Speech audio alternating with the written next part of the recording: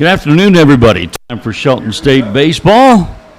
Beautiful day in Tuscaloosa today as we get ready to play two. Couple of 7-inning games, taking on the Calhoun Warhawks. Bucks on a bit of a winning streak. They've won their last 4 straight games. As this one is lifted to shallow right, and it'll be the second baseman going out to get it for Shelton. Zeke Bishop making a play. Number 8, Alex Ballesteri.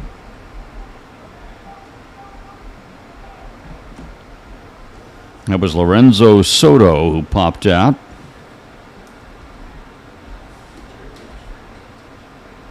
And this is Alex Ballesteri. Ball 1. Just underway on a beautiful day. Temperatures a little warm out there actually today. Breeze still blowing and blowing, looks like it's like blowing toward the left field corner.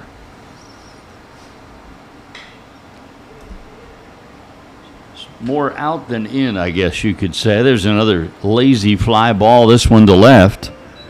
Making the catch out there. Third baseman, number 14, Braden Butler.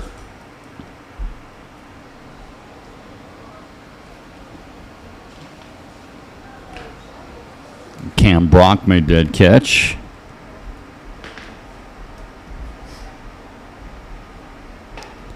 As I mentioned, the Bucks have won their last 4 straight, including their last 2, which were 2 days ago on Thursday at Calhoun. Swept the doubleheader there against these Warhawks by scores of 7-0 and 7-1. So I'd be all in favor of a couple of touchdown victories again here today. 2-1 the count to Braden Buckner.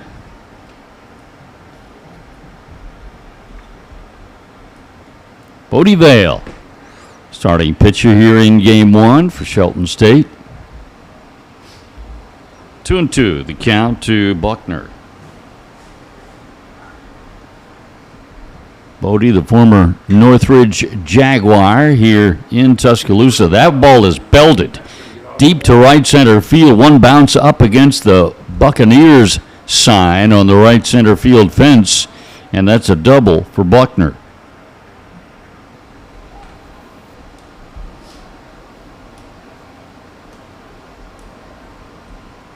So 2-out double brings out Logan Harbin. Second baseman, number 4, Logan Harbin. That's something here in this inning. They only had 3 of the other day. Runners in scoring position. In the whole double header? They were. Oh my God. They did not have many base runners. Logan Harbin looks at strike 1 to get his at bat started.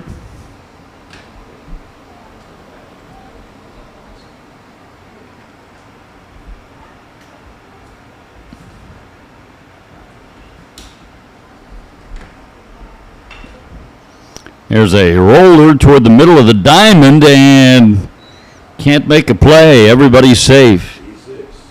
We got an E6, the official ruling. Puts runners at the corners with 2 outs. First baseman, number 18, Tyler Zalakis.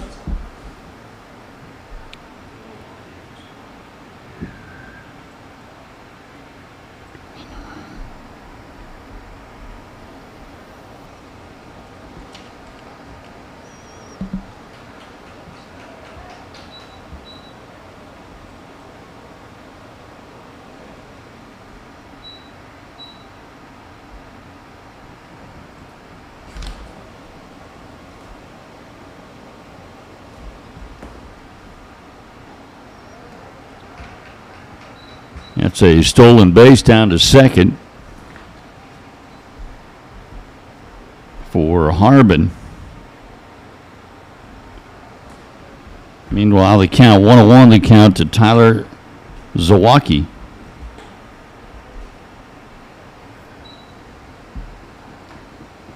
Two and one.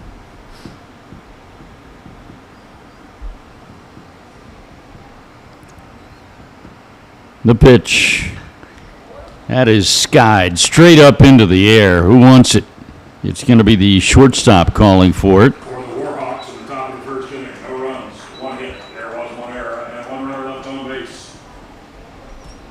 P6 will end the inning.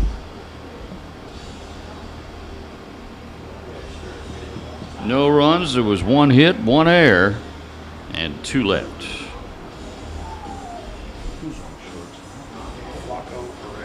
First game he's played all of these. Now they got the wrong number listed. Yeah, his number is 29. His number on there is right. Rosters, they changed it today, and I'd already gotten here. Oh, okay. All right. Well, that's going to confuse me. Flaco Perez, our shortstop, making that play. Trying to identify him for you, but That's the first game he's played. we got different numbers in different places. He used to be number 45.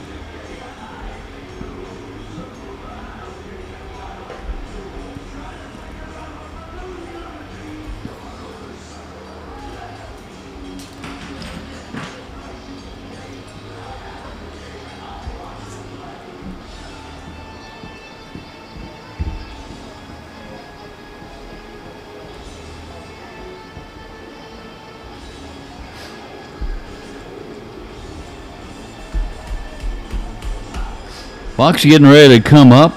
Bottom of the first.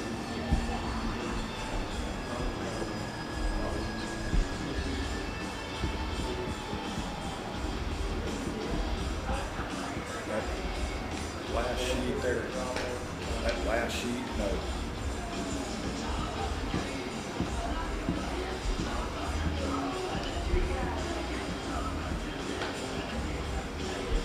No, that's not it either. I'll show you. Well, I printed off these same things, but it's probably got the wrong numbers. No, well, it does, but hold on. Leading off the first inning for Shelton State, center fielder number 2, Jordan Evans.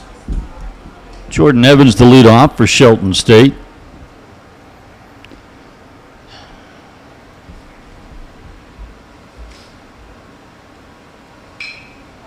Swinging at the first. And he hits that ball into shallow center field. It'll be the shortstop going out to get it. One pitch, one out.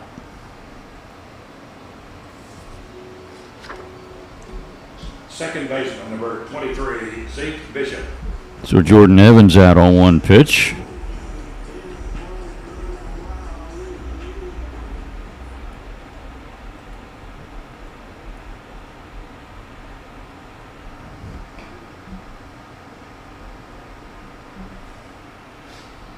Here's Zeke Bishop batting second in the order today. Coach Bobby Sproul has made some lineup changes today. That catches the outside corner. Yeah, 1-1. 1 ball, 1 strike, the count to Zeke.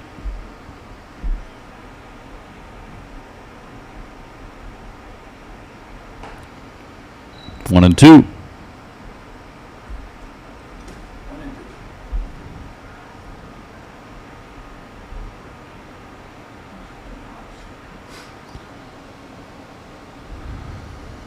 Here's the wind and the pitch. Hook out. That one got him.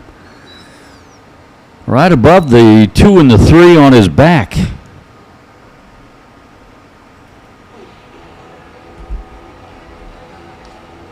Right fielder number 16, Christian Pritchett.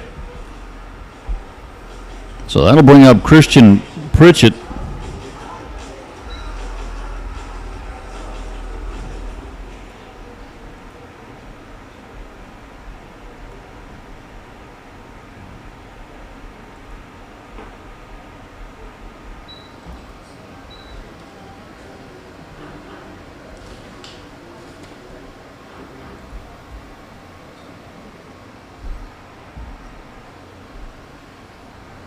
The stretch and the 0-1 pitch.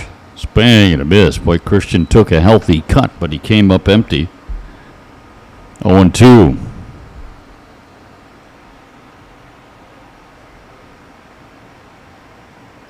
Caden Edwards, the right-hander on the hill for Calhoun. Brought that one in high.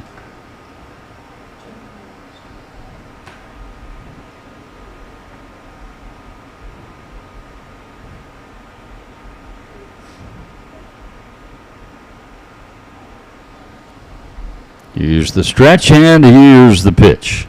Outside. 2-2.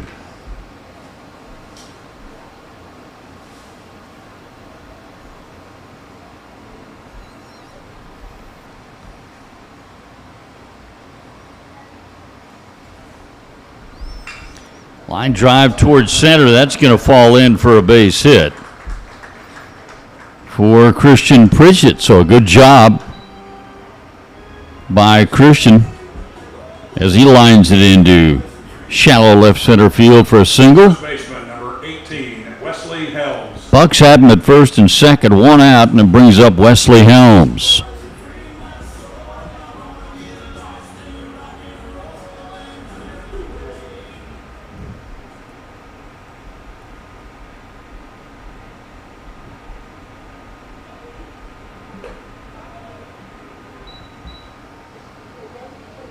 Ball one to Wes.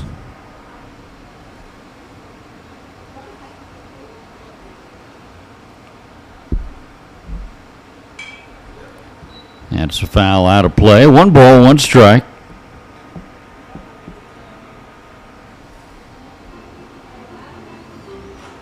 Temperature just raised another degree. We're up to 83. Sunny and 83 today. There is still a fairly strong breeze blowing. Blowing out for the most part. Sometimes it looks like it's straight out to left, and other times it's angled more toward the left field corner, but out for the most part. You pull one into left field, get it in the air for a right-handed hitter, and you got a chance. 2 balls, 2 strikes the count. Bucks hit 4 home runs the other day in the doubleheader sweep of Calhoun. And Wesley upset with himself there. He knows he should have laid off that one. That's out number 2. Third baseman number 17, Kyle Morrison. So 2 outs, 2 on, and Kyle Morrison the hitter.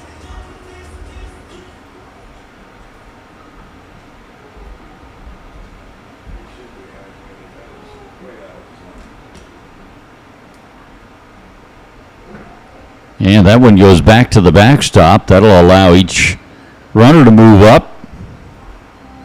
Zeke Bishop to third. Christian Pritchett to second. Wild pitch.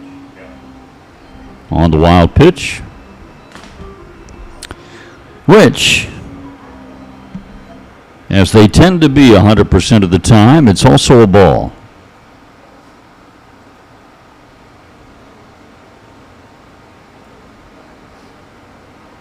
And a hard ground ball, but it's right at the second baseman. That'll be an easy play for the third out. First for Shelton State, no runs, 1 hit, and there were 2 runners left on base. Harbin makes the play. Logan Harbin at second.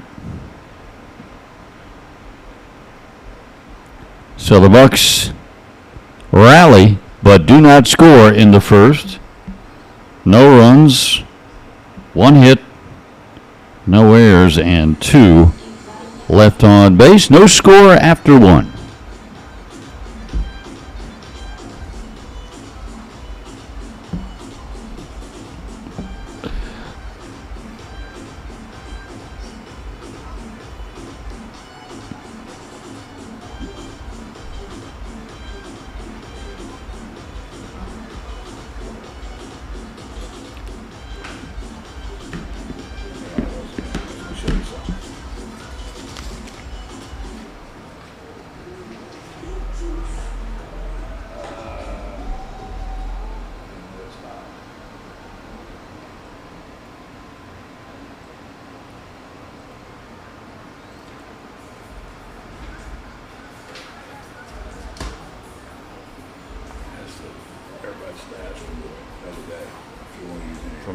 day.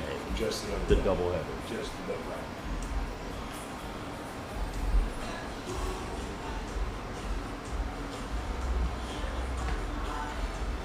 So no scores. We go to the second. Second inning for Calhoun. The left fielder, number 24, Harvey Valera. Here's Harvey Valera to lead off for the Warhawks. Bodie Vale's first pitch of the second is a little high, apparently. All my years of doing this, I've never encountered a Harvey before. I don't think I have either. He would be the first. In fact, I was just double checking it to make sure I was right. It's Harvey. He's out of the Bronx, New York. He's a Yankees fan. 2-0. 3-0. 3-0. To Harvey Valera. He's a long way from home, from the Bronx, New York, and he walked on 4 pitches.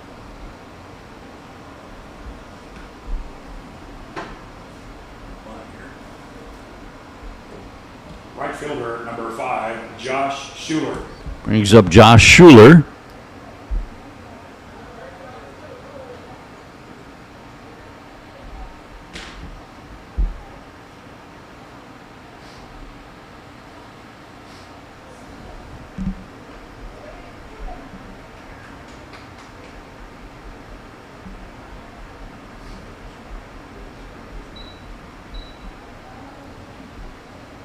First pitch, a strike to Schuler. Righty versus lefty. Bodie Vale with the pitch. That is hit way up into the air. Wind's going to blow that one around, and it might fall in. It does. Well, they're going to get a force out of it. Great job sticking with it by Flaco Perez. 6-4. Sort of got the feeling that he knew that he wasn't going to be able to, to find that one and get it in the air, so he quickly ran to where it wound up at and fired into second for the force out. So no hit. Fielder's choice. That's a fielder's choice and a 6-4 put out at second. Just their everyday average 6-4 put out.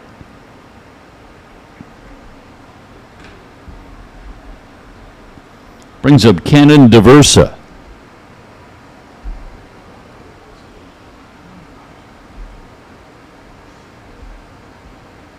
Runner is going, and the ball is hit to the opposite field for a base hit. Nice piece of hit and run there. However, since it was hit to the left side, no chance for that base runner to take an extra base.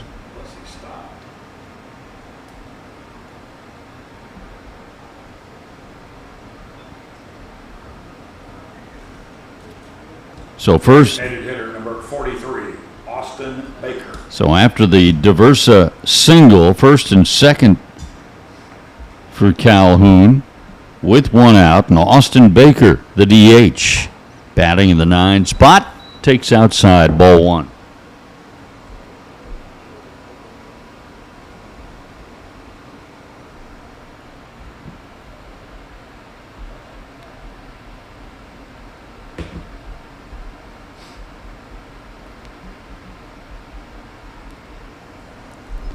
Here's the pitch.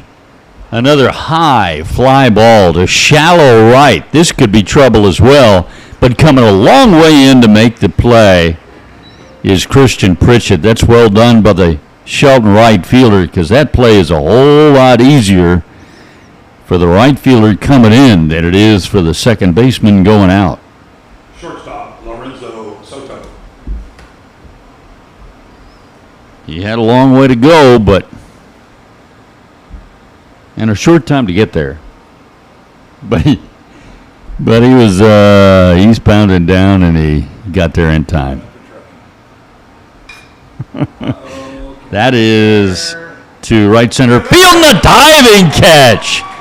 Wow, Christian Pritchett. That inning defensively brought to you by Christian Pritchett. No runs, 1 hit, and there were 2 runners left on base. He made a really good play a moment ago. He made a great play there to retire Lorenzo Soto and keep the Warhawks off the board. Great play, Christian Pritchett. And for the Warhawks, no runs, 1 hit, no errors, 2 left on base. Still scoreless going to the bottom of the second. Star about that one. Did I break that again? Star by that one.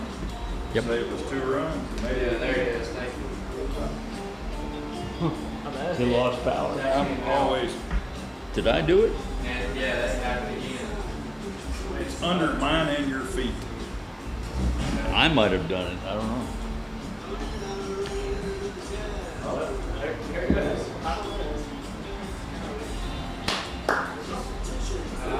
All right, we got a loose plug on the scoreboard here. We're working with that. See if we can keep it in now.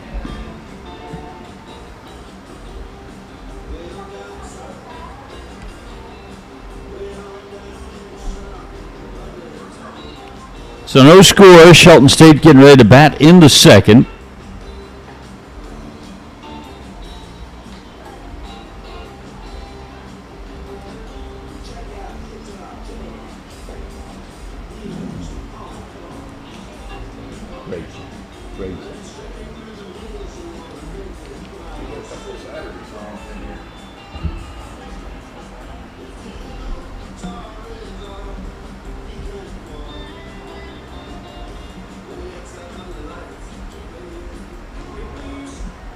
Leading off the second inning for Shelton State, designated hitter number 14, Cade Horton. Cade Horton to lead off for Shelton State here in the second.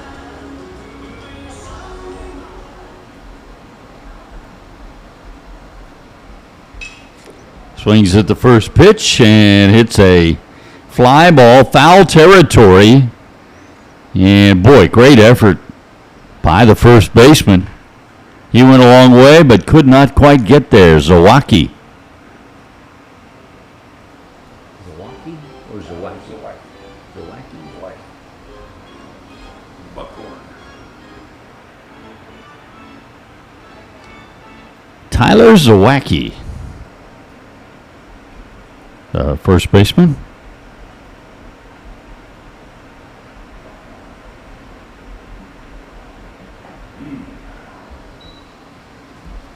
And 0-2 the count.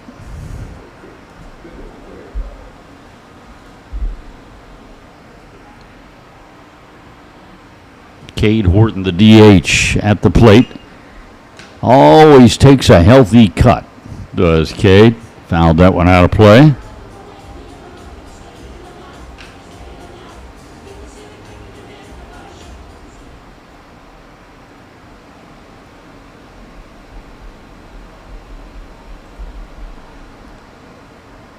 And Edwards steps off.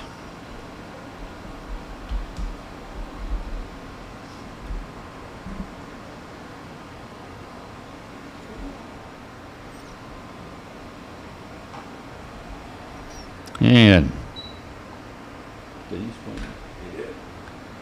goes down swinging. Second strikeout for Edwards. Left fielder number 12, Cam Brock. One out. Brings up Cam Brock.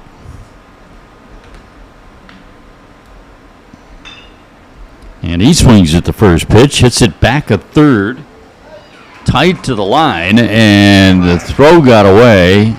I don't know if he already had it beaten out anyway or not. I think he did. I think it's a hit. I think that's a I think we're going to give that an infield hit to Cam Brock.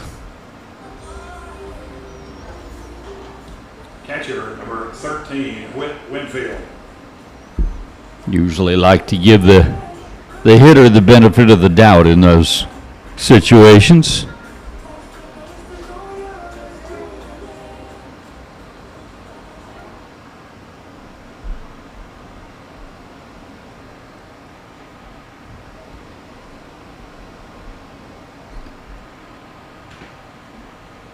Here's Winfield.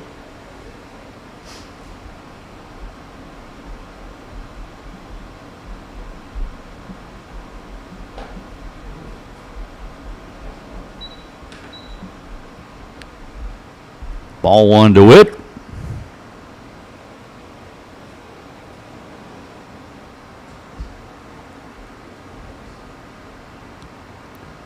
And the pitch. That's high. 2-0.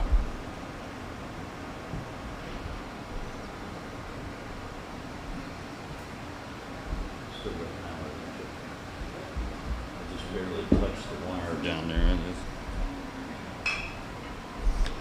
High chop to third, and they won't get anybody. That's an error. And Fielder's choice, E5. fielder's choice E5 if you're scoring at home. Or if you're anywhere and you're keeping score, the same score is official. The shortstop, number 29, Flaco Perez.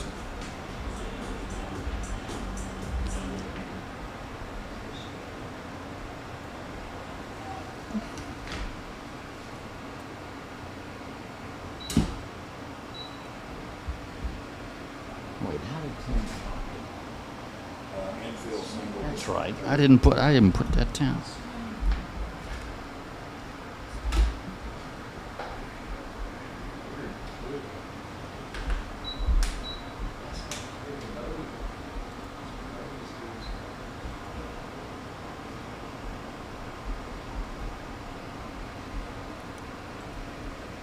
One and one outside, 2-1 the count to Flaco Perez. Is this his first at bat of the year? First game he's ever played in this year. Flaco in his first at bat of the season. First time he has seen action. 2-2 the count.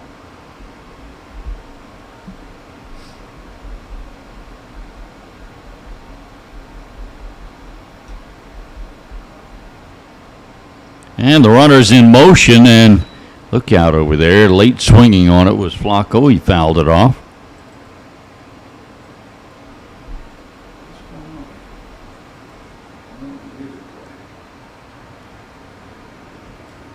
Two balls, two strikes.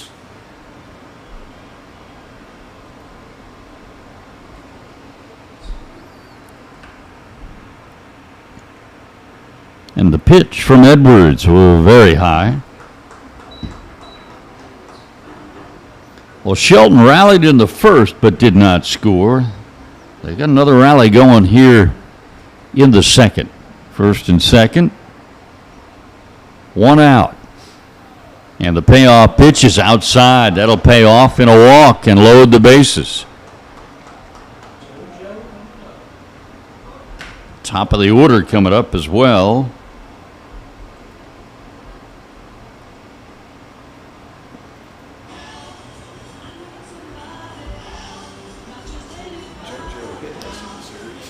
That's the first walk issued by Edwards. So the Bucks have loaded the bases on an infield hit, a fielder's choice, and a walk. Got a visit to the mound. Jordan Evans coming up. So far hitless in this series.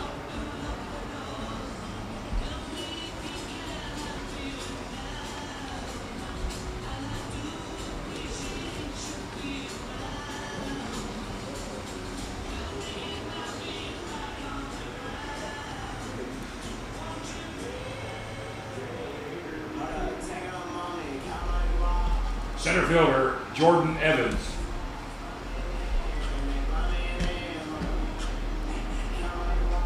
Jordan Evans stands in, popped out to shortstop his first time up. He bats with the bases loaded. One out here in the second. No score. Takes ball one.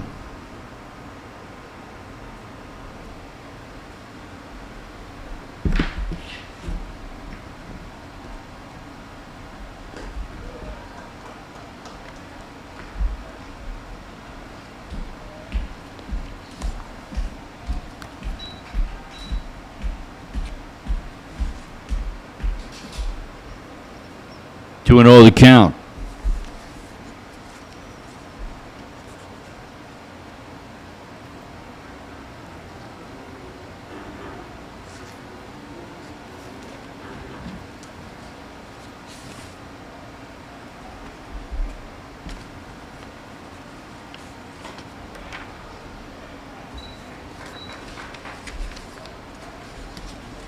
Two balls on one strike.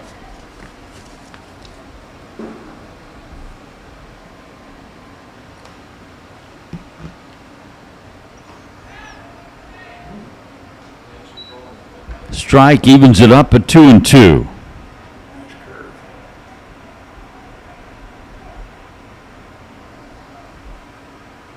Jordan hitting .321 of the season coming in. And he's got a full count now. We got a bucket every base, 1 out. And we got a maximum count going on, 3-2. The pitch. Just got a small little sliver of that one to stay alive.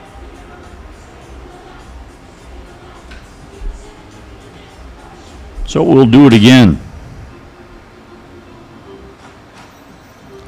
Mostly sunny and 83 today with the breeze blowing out to left field. The pitch. Line drive into center field. That's a base hit, and that'll drive in 2 runs. Cade Horton scores from third, with Winfield scores from second. Flaco Perez 2 second, Jordan Evans over at first, having just driven in 2 runs with a single. Second baseman Zeke Bishop.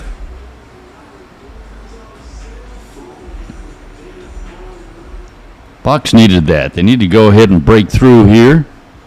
And Jordan Evans came through with a 2-run single.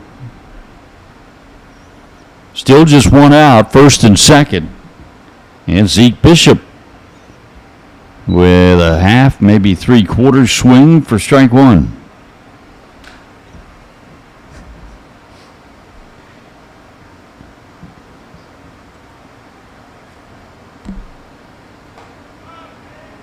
Zeke had a good doubleheader the other day, going 3 for 5 in the doubleheader. Had a home run, drove in 2, also drew 3 walks, scored a couple of runs. The 0-2. Called third strike.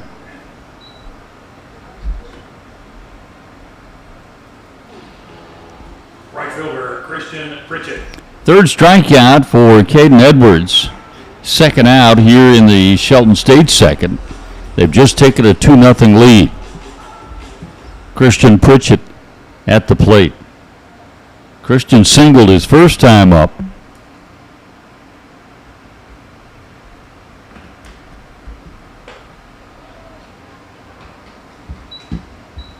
And he takes ball 1. Hitting .280 coming in. He had a good doubleheader on Thursday as well, went 3 for 7. That is outside. 2-0.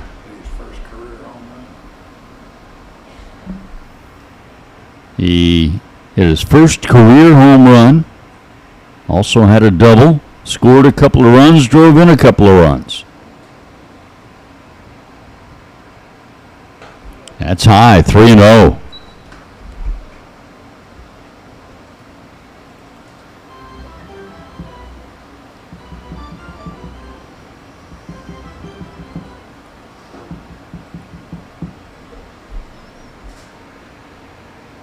And that's a strike, 3-1.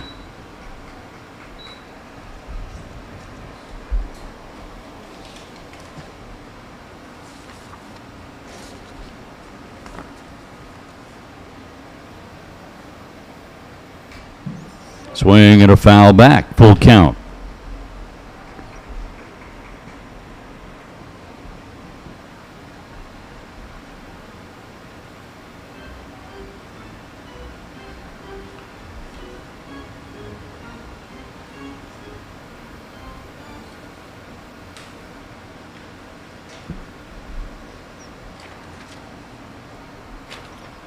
And the pitch. That's another foul out of play. We'll wind it up and do it again. Christian, the former Pelham Panther. Just about an hour or so down the road.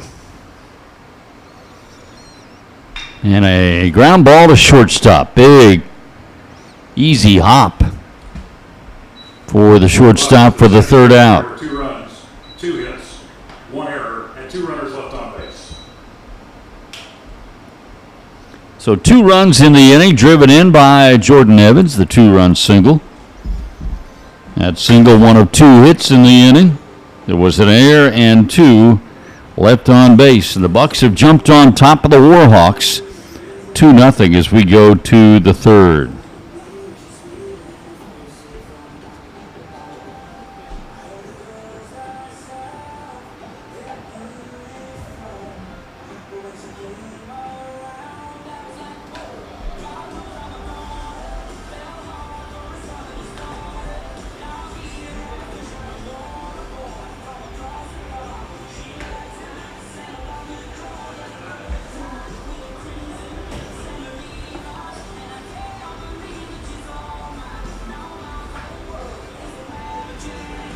We will set the Bucks defensively for you this inning.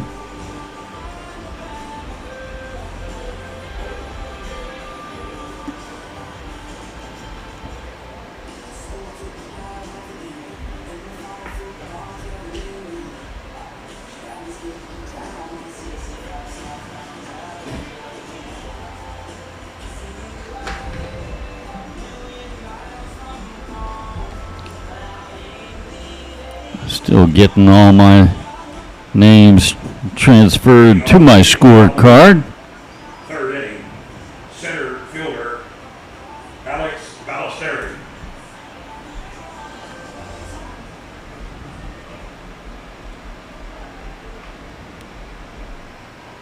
Alex Ballesteri leads off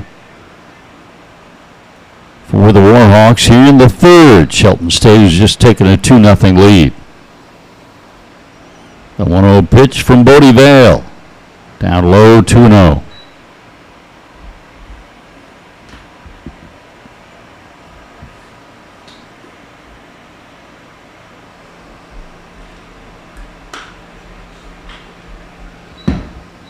That is a foul ball. 2-1.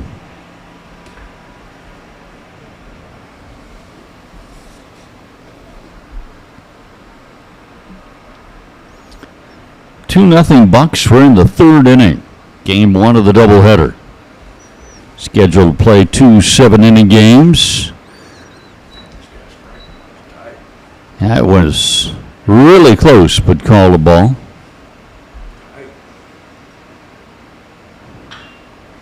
That's a ground ball to first. Gobbled up over there by Wesley Helms. He'll take it himself for the out. Third baseman, Braden Buckner.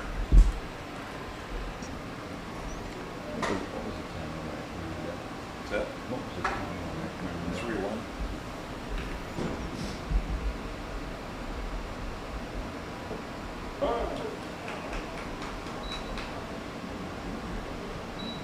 Braden Buckner at the plate. Strike 1. The pitch. Fouled it. Well, I was going to say into the ground, but it obviously got a piece of him before it got to the ground.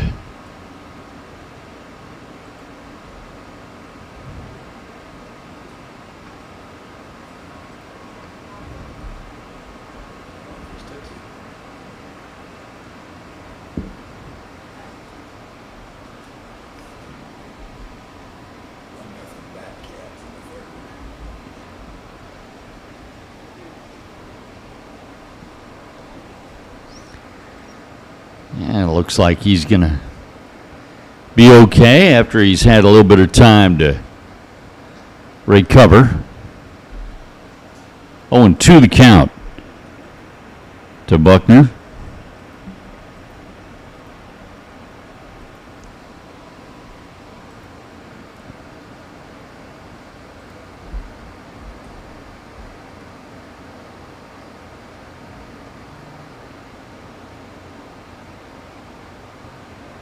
And here we go.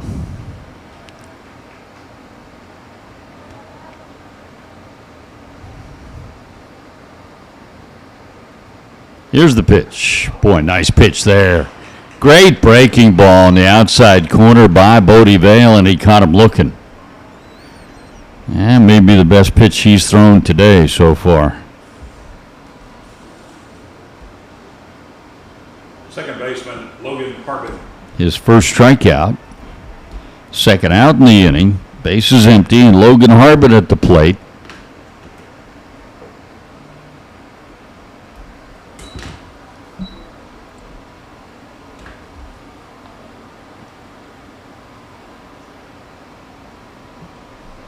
Here's the 1-0. Just missed. It's 1-1. Or 2-0, I should say.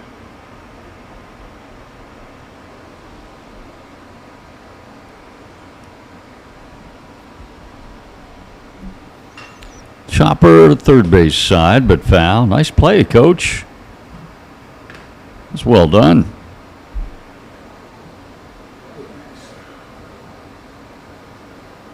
Did it with style, too. And a chopper toward the shortstop. Flaco Perez makes the play. I couldn't tell at first Calhoun in the third, 3 up, 3 down. whether the third baseman Kyle Morrison was able to cut it off in front of him or if it went on through. It went on through to Flaco, but he was still able to make the play. So 1-2-3 go the Warhawks in the third.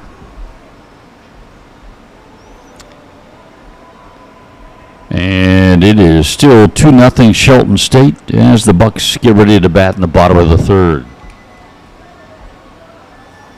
A little kung fu fight.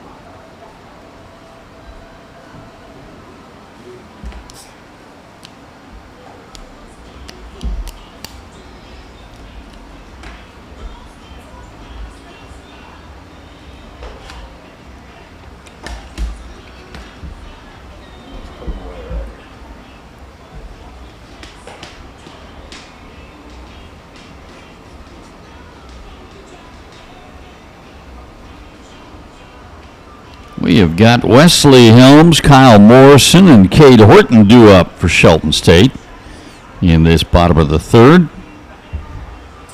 4, 5, 6 hitters in the order, middle third.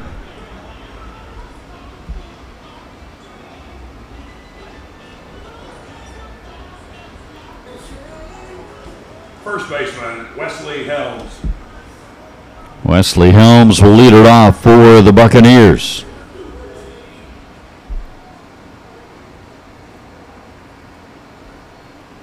Was it the original with Dobie Gray that you just played?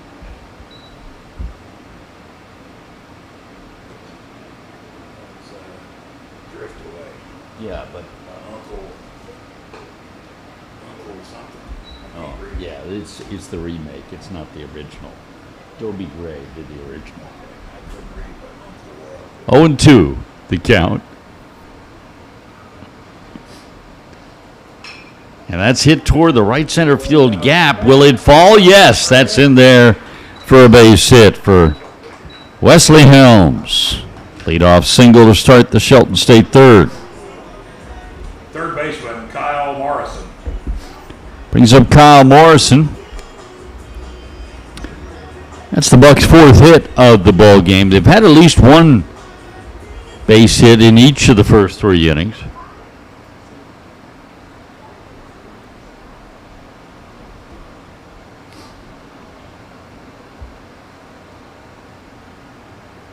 Kyle 0 for 1 in the ball game, and he'll get to take his base as he was hit by the pitch. Each team's pitcher has hit one batter so far. Hitter, Cade Horton. And the Bucks have the first 2 on at first and second with nobody out. And Cade Horton coming up.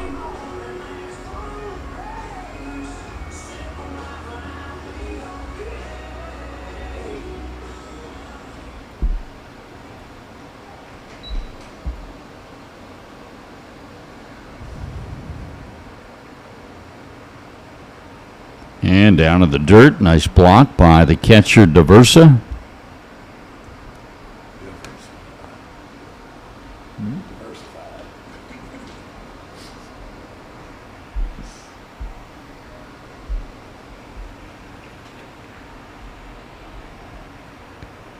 Caden Edwards with the pitch. Another one. Diversa couldn't block that one. It got on by him. And that'll be another wild pitch, allowing each runner to move up 90 feet.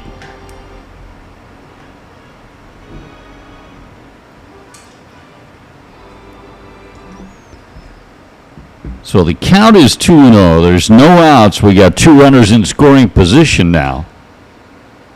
Nobody out. And it's 3-0. Busted from open here in the third. Run.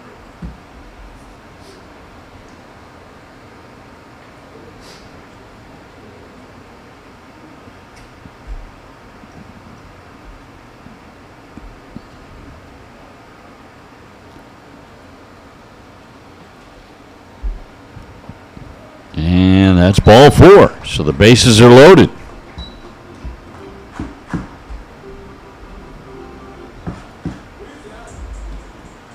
Left fielder Cam Brock. Second walk issued by Edwards. And he is in some deep trouble here. Bases loaded. Nobody out. Cam Brock at the plate. Cam had an infield hit his first time up. Outside.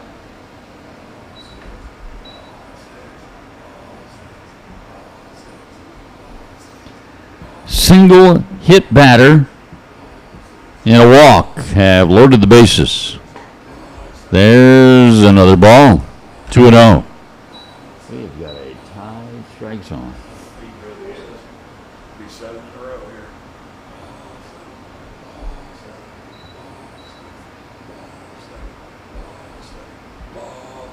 And it's 3-0.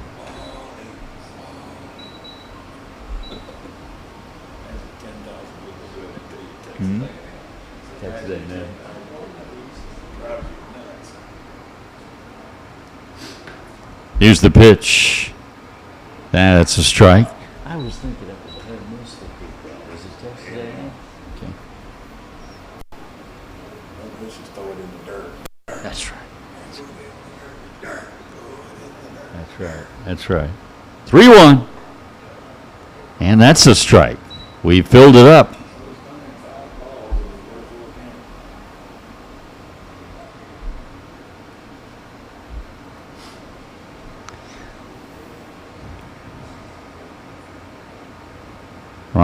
Runners get a good start, and it's lined into right center field. That's going to score 2 more runs for the Bucks. Cam Brock with a line single to right center. Drives in Wesley Helms and Kyle Morrison and makes it 4-0 Shelton State. The catcher, Winfield.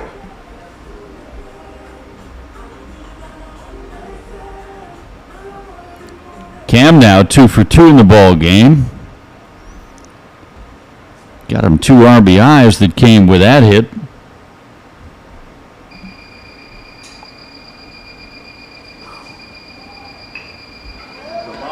And there's a bunt. That's going to be a base hit. That was a bunt, right? It was a bunt, and it's a base hit. A bunt base hit for Whit Winfield. How about that? They were not playing up for the bunt, so he says, fine, I'm going to take me one. Yeah. And that loads the bases.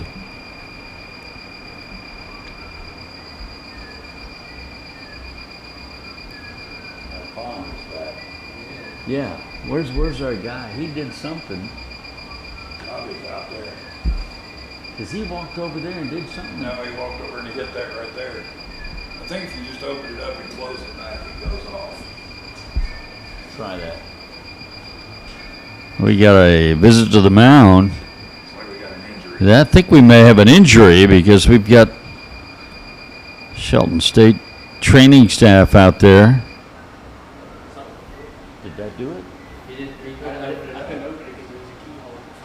Okay. Well, we managed to get the alarm off. Hopefully it wasn't indicating something we should be concerned about. Check it out. I really don't think it was. 3-3 after. Here comes Flacco. All right, so after the bunt single by Whit Winfield, Flacco Perez.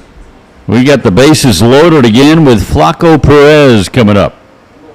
1, 2, 3 hits in this inning, a walk and a hit batter, still nobody out. 2 runs are in, 3 are on, none are out.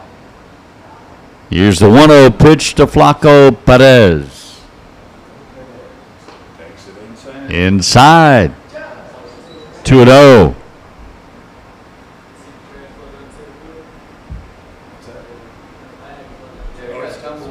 It's been blowing all around. Looks like Candlestick Park. The pitch. That's a strike.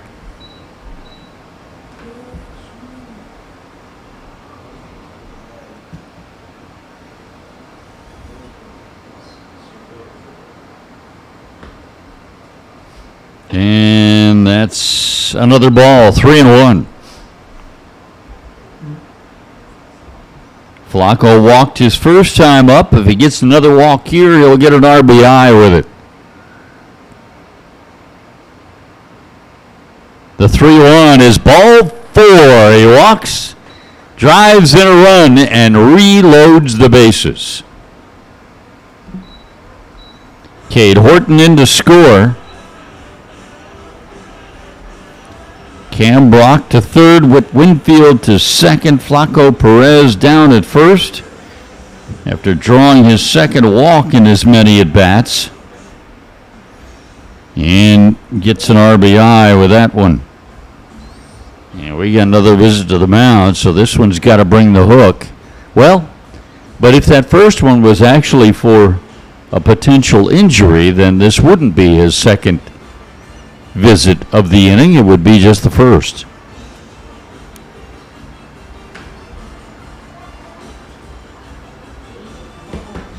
Bucks got the top of the order coming up in Jordan Evans. They're leading 5-0 here in the third. Evans drove in the first 2 runs of the ball game with a 2-run single last inning. And now he's going to be up there with the bases loaded.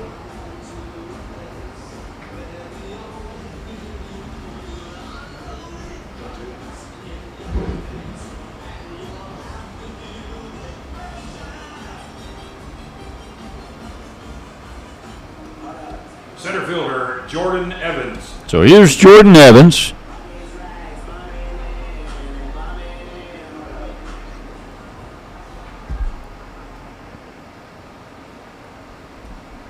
The pitch from Edwards in there for strike 1. Yes, I missed it. There's a visit. That's what he said. I thought it was a ball. I'll take it. And that's outside, 101. So unless I missed it, the umpire's always supposed to hold up the fingers and point to the dugout. Because you get 6 trips on that 6th one, you got to change every time. And he's supposed to point, but he didn't. So The pitch is high, 2-1. make that his second trip.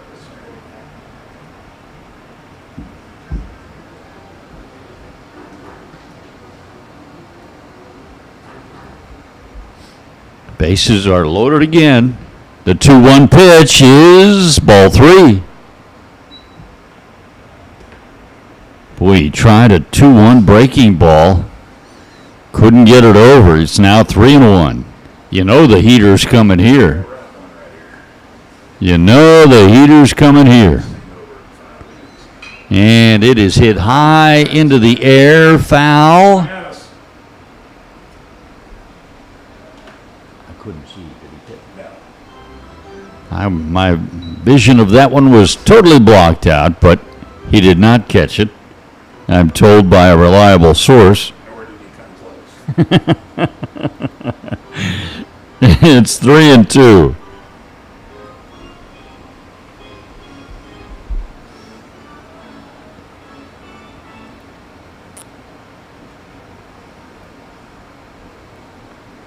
So the payoff pitch is due. Outside. He walked in another run.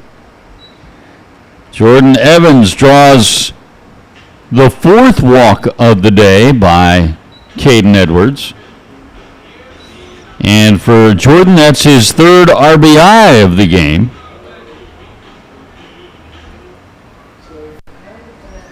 And we got another visit. I think officially this will be the second visit. And he will have to bring the hook with him. So Cam Brock scored from third on that bases loaded walk. Whit Winfield went to third. Flaco Perez at second. Jordan Evans over at first after drawing the walk, driving in a run. He's got 3 ribbies on the day. It is 6-0 Shelton State. And they've still got the bases loaded. Still have nobody out in the inning, having scored 4 in the inning to take a 6-0 lead. 8th batter of the inning will be coming up and facing our new pitcher. We think it's number 30. Yep. Number 30? Attention, please. Thank you, Barry Allen. Number 30, Trey Scott. Trey Scott, the new pitcher.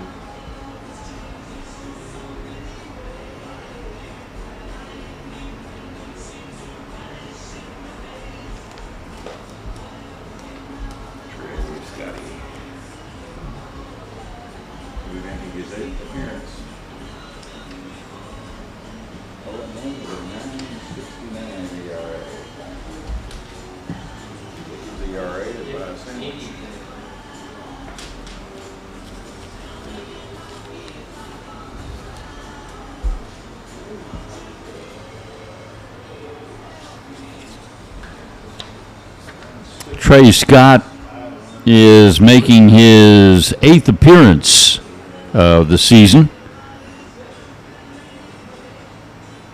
He's worked a total of 13 innings and allowed 14 earned runs and 21 hits. Got a 9.69 ERA.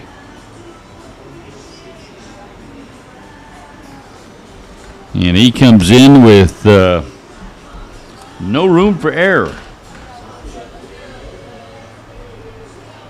Bucks have already scored 4 in the inning. They have a 6-0 lead. They've got the bases loaded.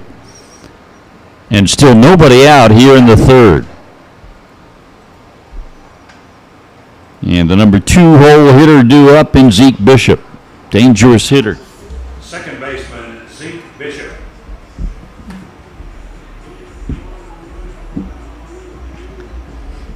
Zeke not hitting for average, but he's got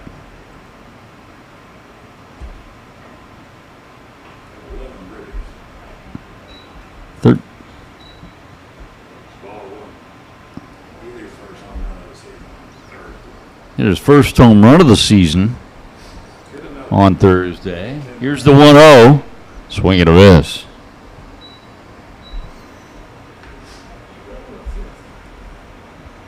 One ball, one strike.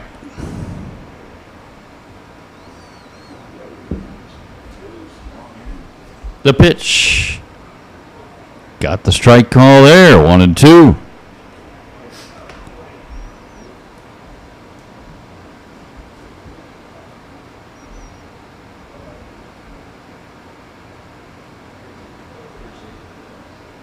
One-two pitch. Down to the dirt. Diversa digs it out again.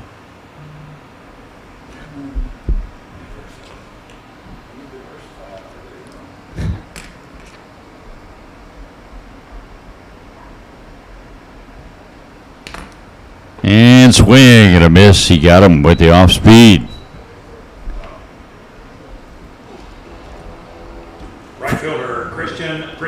First out in the inning. First strikeout, obviously, for Trey Scott.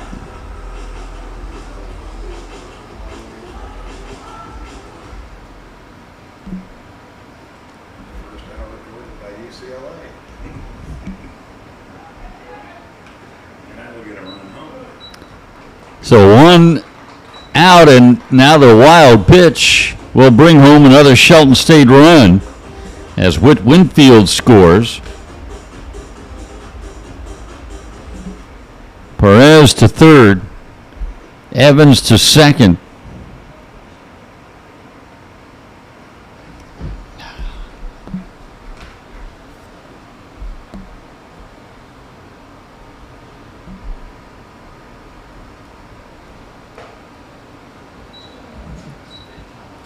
Two and oh the count.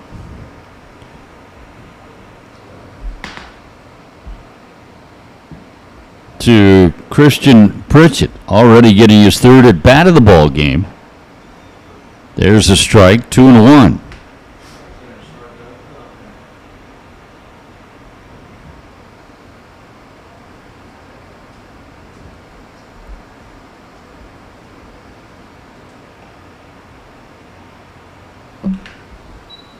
And it is 3-1.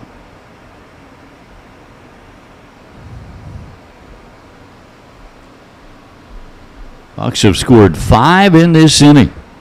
Still have 2 out there in scoring position and just 1 out. And there's ball 4. That'll load those bases again.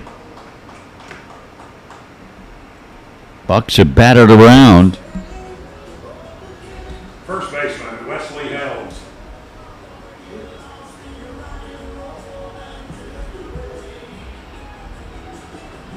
That'll bring up Wesley Helms with the bases loaded. 1 out. Pinch running at first base for Shelton State is number 6, Reese Collins. Reese Collins will pinch run.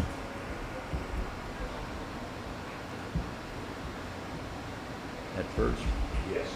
At first base for Christian Pritchett. I think you're going to see a lot of subs here.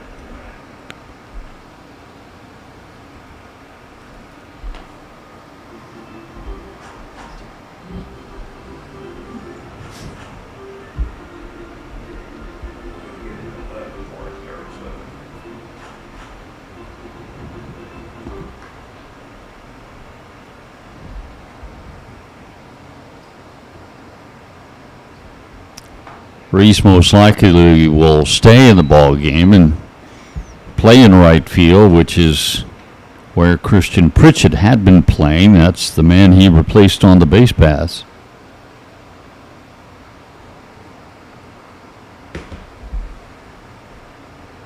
And Wesley Helms lines one into left field. They're getting the wave around at third. The throw is cut off. 2 more runs score for the Bucks. Perez and Evans both touch home on the line drive single to left by Wesley Helms.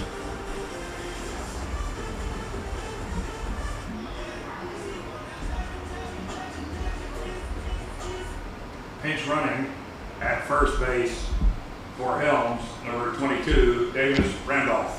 Davis Randolph is the pinch runner for Helms at first. Third baseman, Kyle Morrison.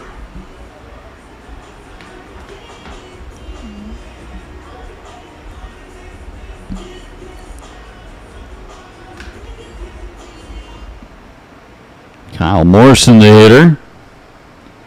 So Wesley Helms, by the way, has 2 singles in this inning. He's got 2 at-bats and singled at both at-bats. He has scored a run. He has driven in 2. All in this inning. That one's in the air to center field. Palistri. Oh, it falls in. And they won't be able to get any outs out of that. Hit. Base hit. Wind-blown base hit for Kyle Morrison. And guess what? It loads the bases again. Cade Horton.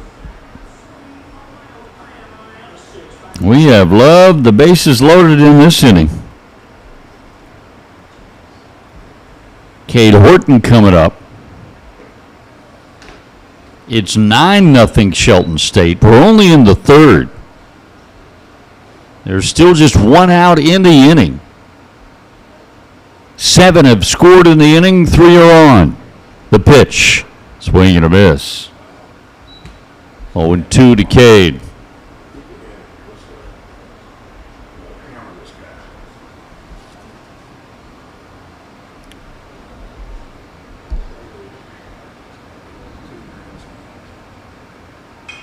That is fouled out of play.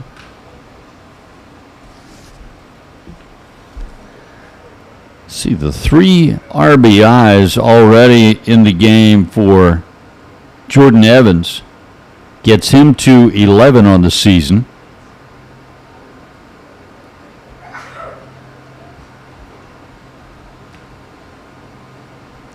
That's down to the dirt. 1-2.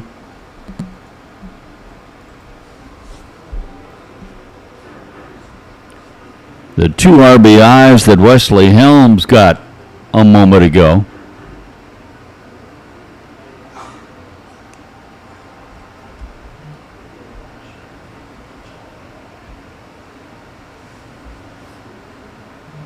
Gets him to 18 on the season. That's another foul ball.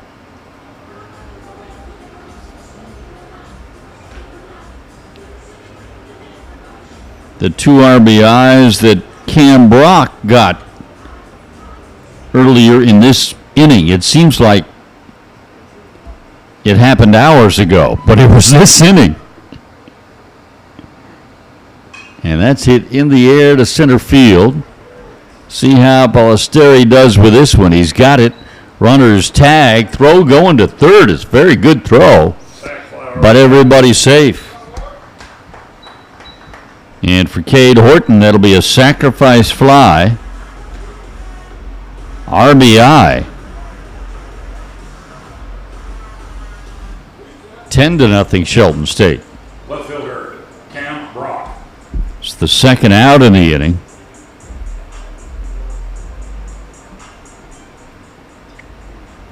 Still have runners at second and third with 2 outs. And here's Cam Brock again. As I mentioned, 2 RBIs on a 2-run single earlier in this inning. And this one, trying to get it to the gap, but it won't quite make it there. It'll be Ballesteri who makes the catch for the final out, mercifully, in this third inning.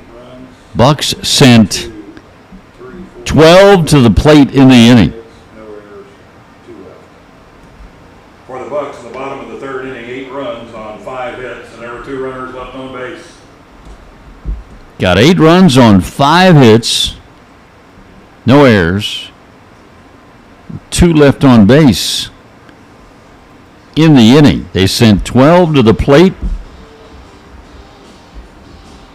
and 8 of them came around and touched the plate for a run. Let me see if I can finish the RBI story for you. Cam Brock with his 2 RBIs, now to 5 on the season.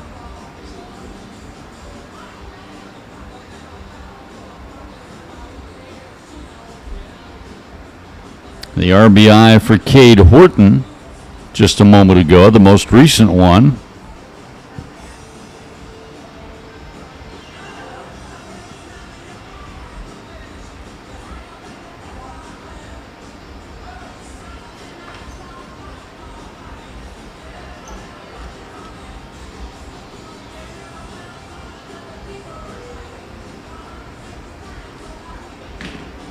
Is number 12 on the season for Cade.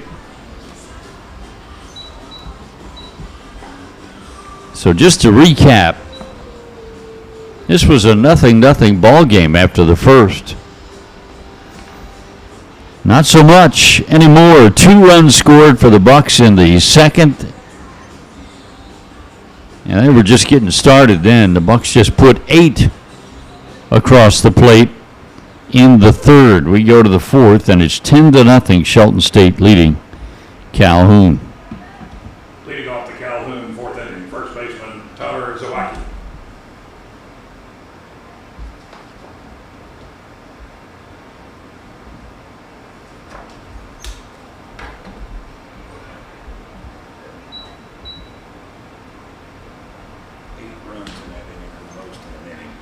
Was it Cam Brock that made the last time? Yes, on the FA. Yeah, let me correct myself. Actually, 13 came to the plate in that inning, not 12.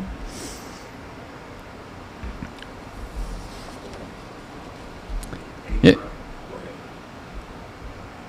10-0 as we play in the fourth, and here's a sky-high pop-up to short. Perez handles it with ease in that wind. Nice play by Flacco. Left fielder Harvey Valera. One out, brings up Harvey Valera.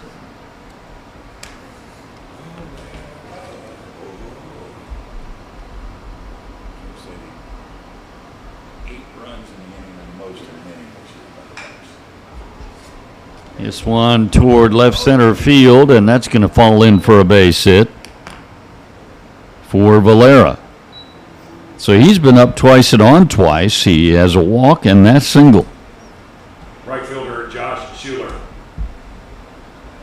Brings up Josh Schuler.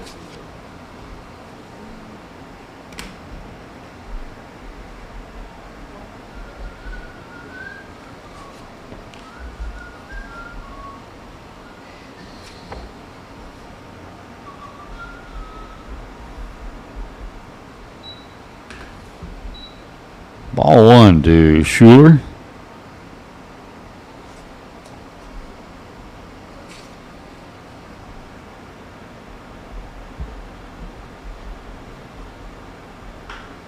And a foul. Makes it 0-2. Makes it 1-1. Makes it 1-1.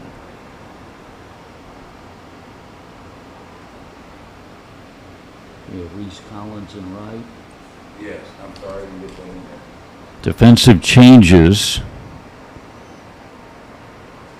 Tell you what, been so busy I hadn't been able to set the defense for Shelton for you yet anyway. So once I get them figured out, we'll set the entire defense for you now. Said they were in there and I forgot.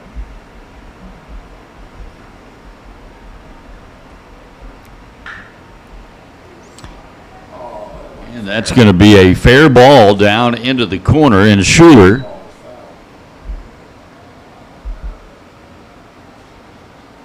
has a double.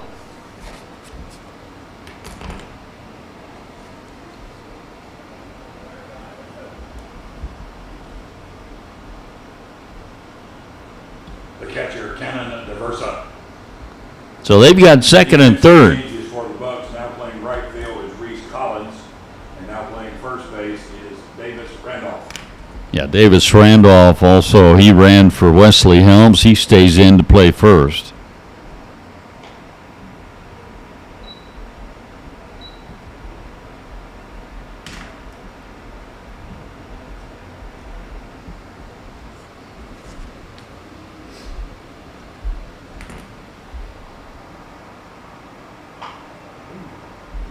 That's a chopper to second. That'll get the run home.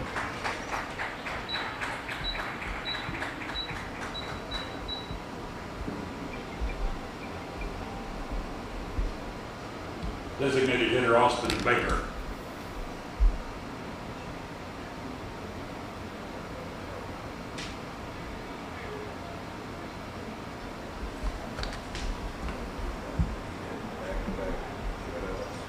Now Austin Baker's the hitter. It is 10-1 now. Shelton State still with a comfortable lead.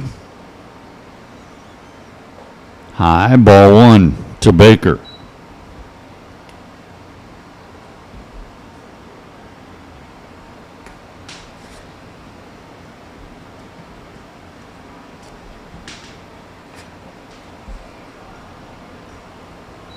Call that a strike there.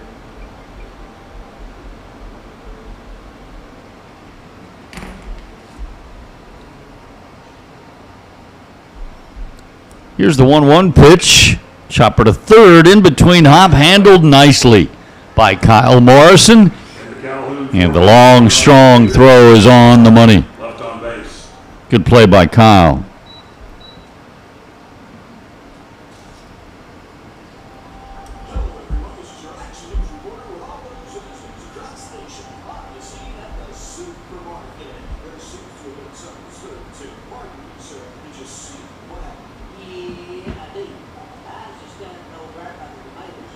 Was that Baker that just grounded out? Correct. So Diversa. Versa ground, 4-3 ground out RBI, and Baker grounded out 5-3.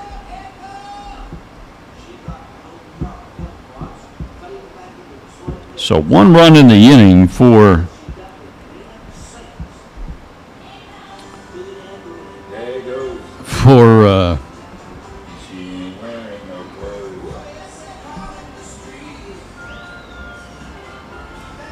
Calhoun. They get a run on 2 hits, no errors, 1 left. Sorry, I'm a little bit distracted by rare musical selection. I didn't say I didn't like it. It's making me laugh, and it's taking my train of thought in the wrong direction here. Having trouble completing the thought. That run they scored in that last inning was the first run Vail has allowed in 15 innings. That's the first run. Barry Allen lets me know that Bodie Vail, that's the first run that he has allowed in 15 innings.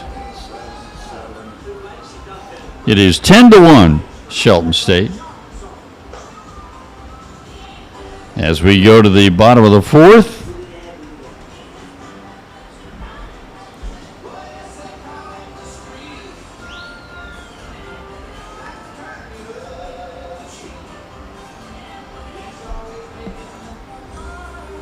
Leading off the Shelton State 4th inning, catcher Whit Winfield. Whit Winfield to lead it off for Shelton State here in the 4th. Hey, Jimmy, Leading by 9, 10-1. I thought that double was foul. That first run he allowed in 15 innings. Yeah. And over three appearances. That's what I I thought. thought that double was foul. It looked foul up here. but I'm not looking It down. looked fair from where I was. Now the 1-0 pitch from Trey Scott is lifted high in the air to center field. It's going to come down into the glove of Alex Ballesteri. Let it run scored. Ian Robertson had 30-something consecutive scoring innings between. That's a little of that. 1 out brings up Flaco Perez. The shortstop, Flaco Perez.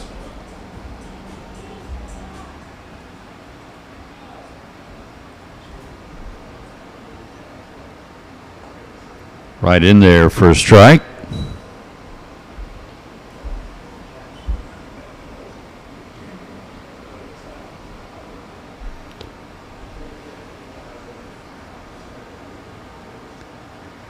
And that's a ball. 1 ball, 1 strike.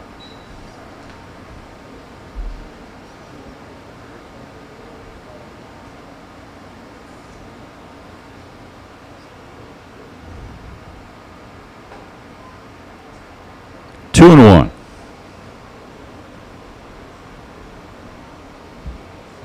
Flaco in 2 at bats has walked both times.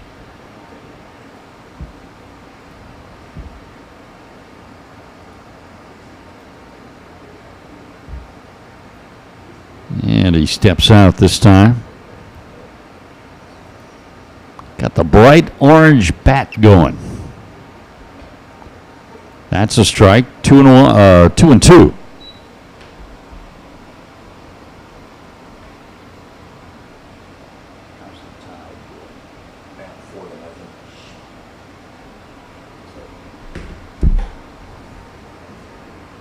Outside. Full count.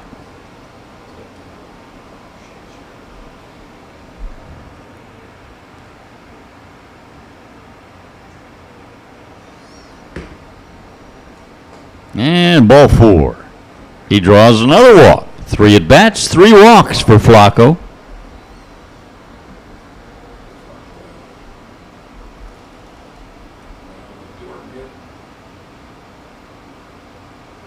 Houston Evans hit instead.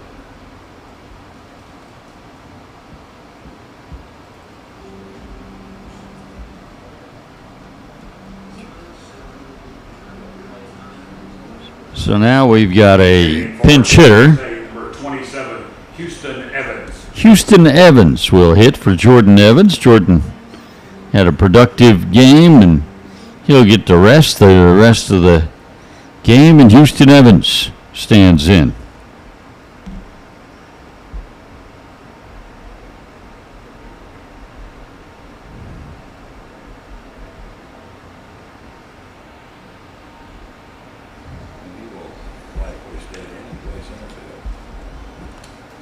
He will probably stay in and play center field. So we traded Evanses. And they are brothers. Jordan sits down. Houston gets to swing the bat.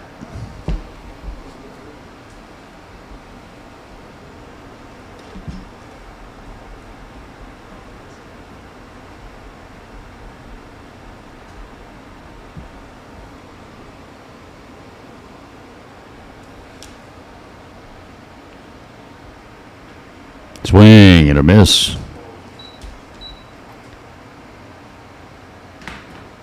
Houston and Jordan, both from right here in Tuscaloosa, played their high school ball for Tuscaloosa Academy, and that's going to be a base hit. Into center field, running all the way, going first to third, Flacco Perez. Well done. Houston Evans with a single. And good base running by Flacco to go first to third.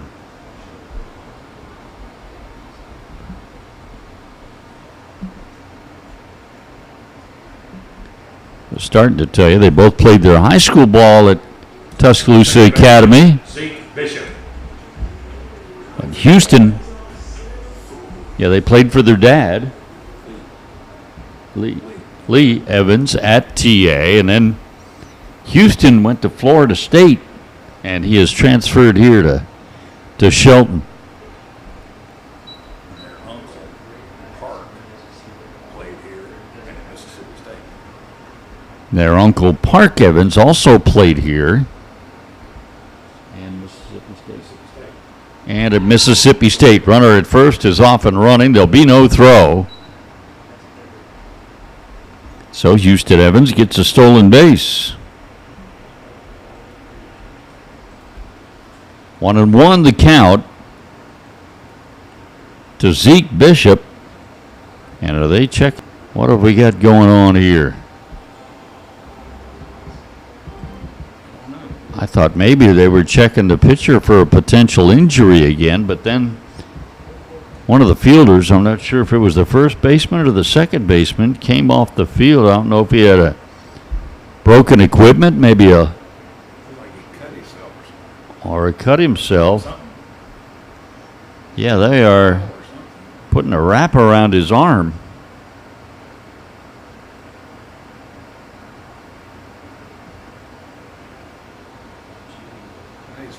Might need to get our train. There she comes.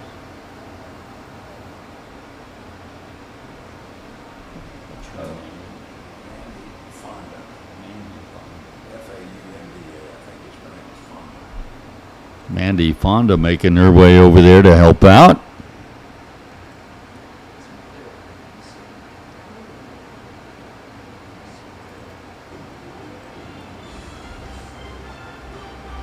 I'll wrap that baby up. In a moment, the Utes by 28.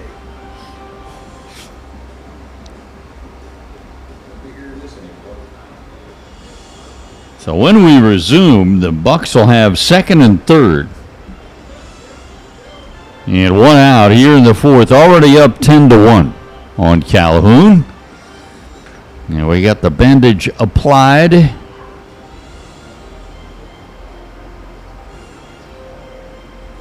That's a new second baseman that's in there.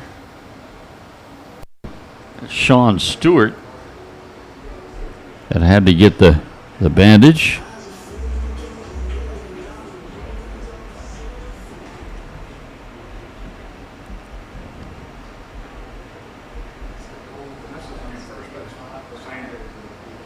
What's that?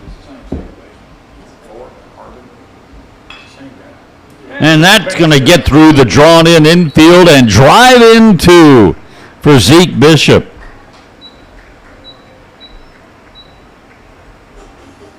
I thought he had a number 1 on his back.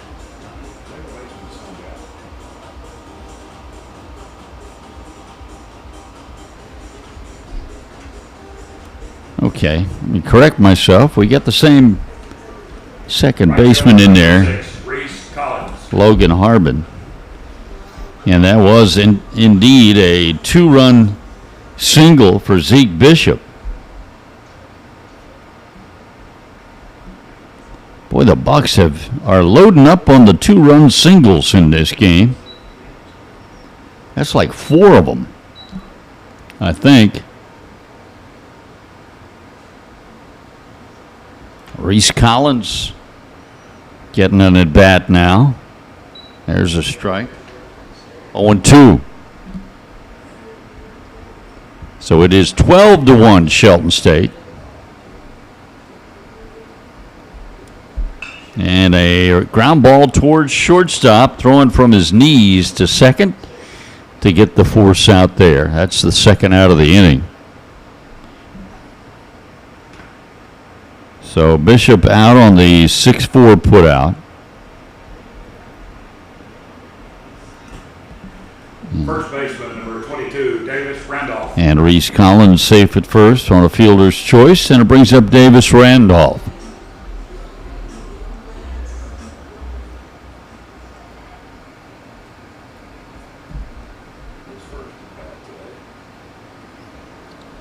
Like Reese Collins, his first at bat came in as a pinch runner. And second baseman. For the Bucks in the bottom half of the 4th inning. New bandage and all. So there was 1 runner left on base. Logan Harbin makes the play. But the Bucks add to their lead. They get 2 runs in the inning. There were 2 hits, no errors, and 1 left on base. Bucks now lead at 12-1 as we go to the 5th on Calhoun.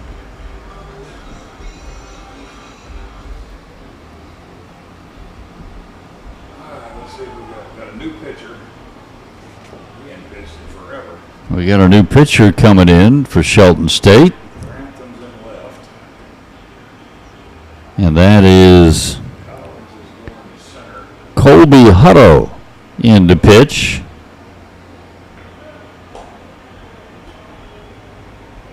No, this is Sawyer Tony.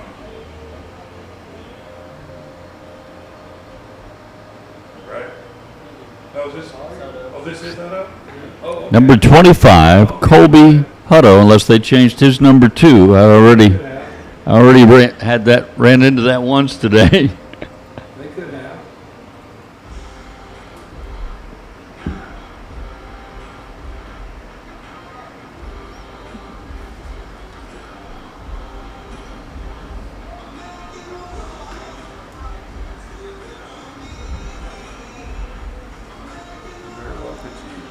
Okay, what's New the... pitcher.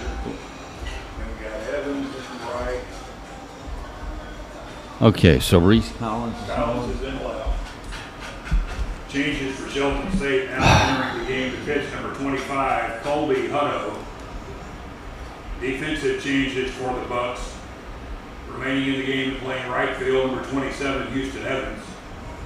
Moving from right field to center field, number 6, Reese Collins. And entering the game to play left field, number 3, Corbin Grantham.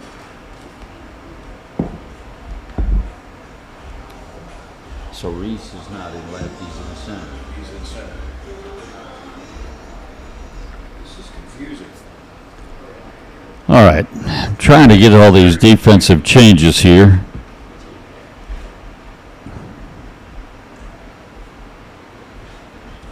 Shortstop, Lorenzo Soto. Colby Hutto's the new pitcher. Houston Evans is now your right fielder. Reese Collins, who was in right, now in center.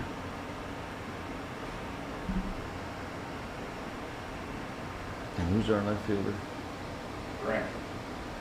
Corbin Grantham is the new left fielder. And this one's hit toward the right center field gap, and it's down for a hit. Good job by Reese Collins to get over there quickly, cut it off before it got on by, and holding him to a single. Lorenzo Soto with a single to start the fifth inning. Center fielder, Alex Ballesteri. Brings up Alex Ballesteri. Did they move? What's that?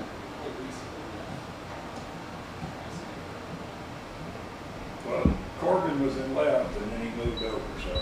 It's just confusing as hell to me. Okay. Good thing I keep this in pencil. Been doing a lot of erasing today. So Reese Collins is still in left field.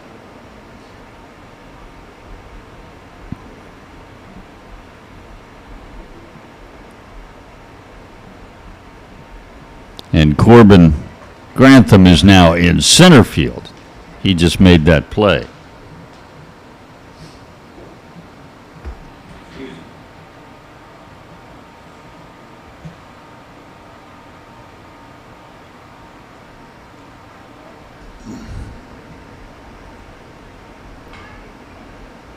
That's a foul ball. So confusing. All right, so let's set the entire defense for you yet again. It's been a struggle today.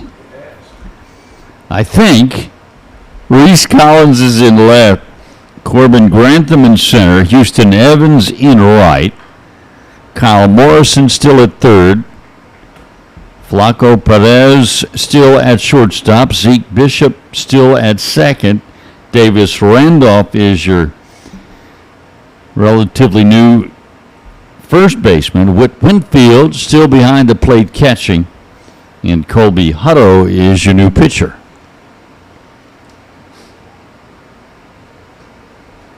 Down low, 2 balls, 2 strikes.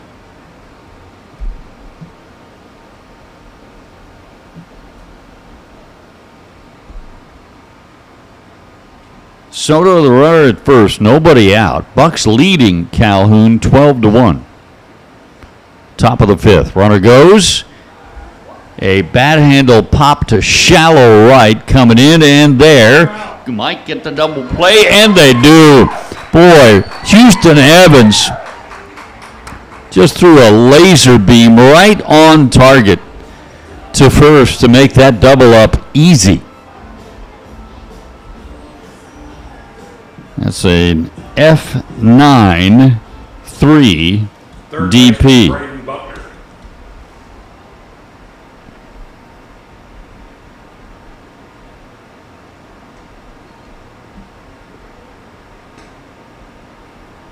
Nice play by Houston Evans. So now the bases are empty with 2 outs. And Braden Buckner is the hitter.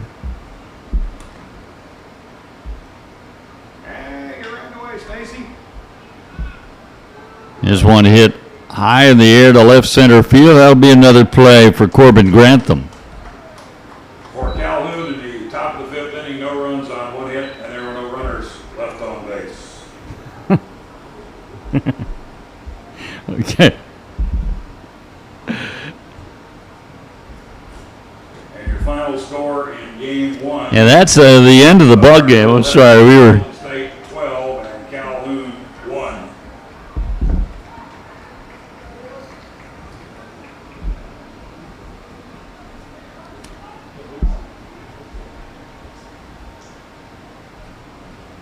What's up, man? We're good. How about you? Okay. I can't keep Having up to with signal to people. what's going on. I Started to sit in front of us, but now we got them situated right. Okay, so no runs in the inning, and the Bucks win that one by run rule. Only took 5 innings to complete game 1. 12-1 Shelton State. Stay with us. We will have game 2 for you coming up shortly. I'll turn off the audio just for a little while, and then we'll rejoin you for game 2.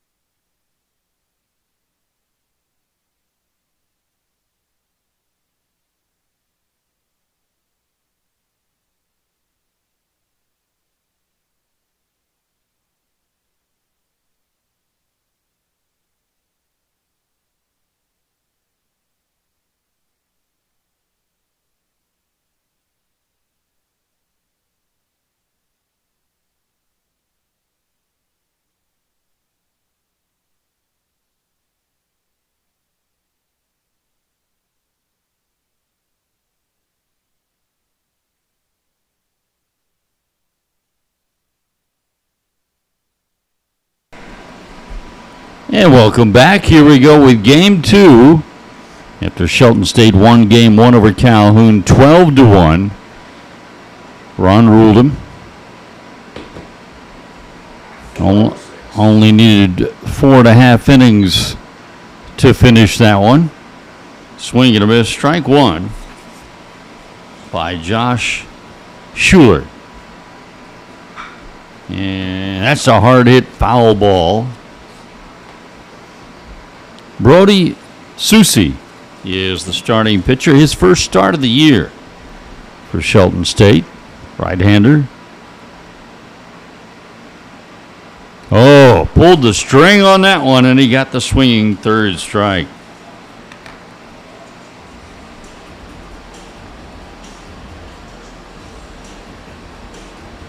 Shortstop number 3, Lorenzo Soto. Brings up Lorenzo Soto.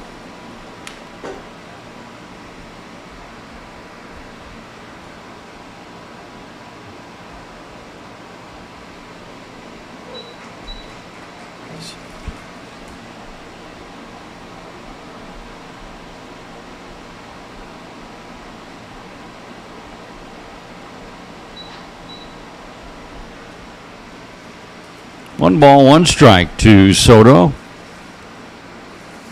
The pitch. That's a called strike. 1-2.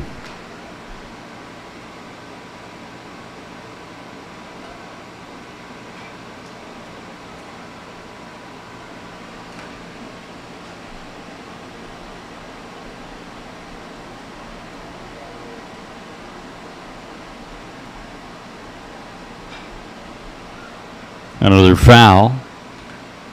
Count stays 1-2.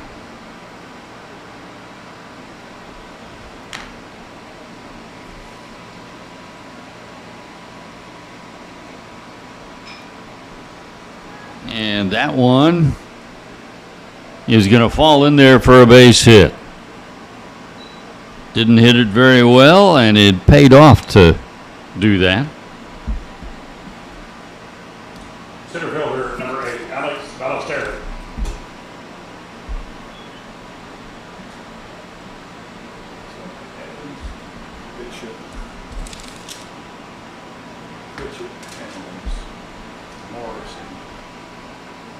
Alex Ballesteri is the hitter.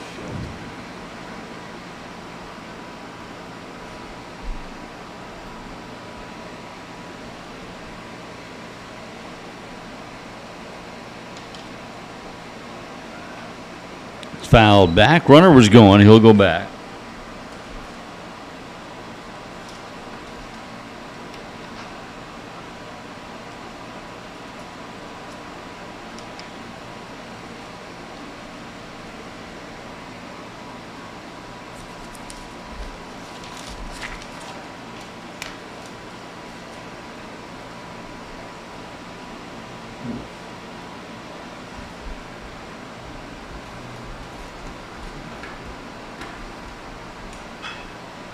That is chopper headed toward the middle, and it gets through.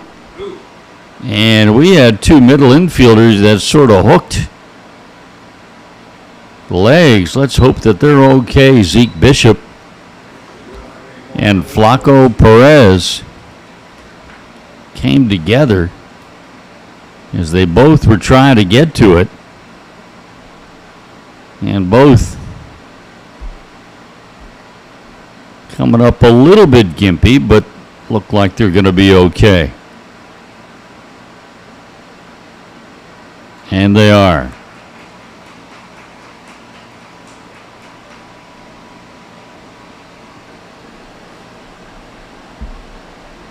First baseman number 14, Braden Buckner.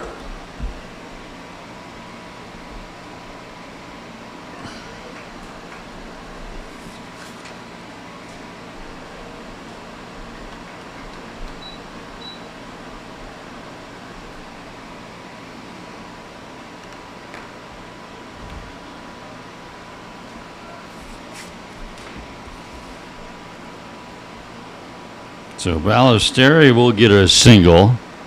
And this one is tight to the line in right, but heading over to get to it, Jordan Evans. Runners at first and second for Calhoun with 2 outs now. Number 4, Logan Harbin.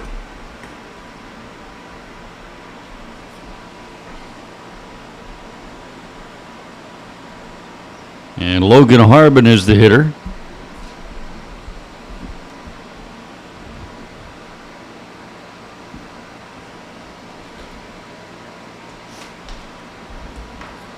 That's a strike.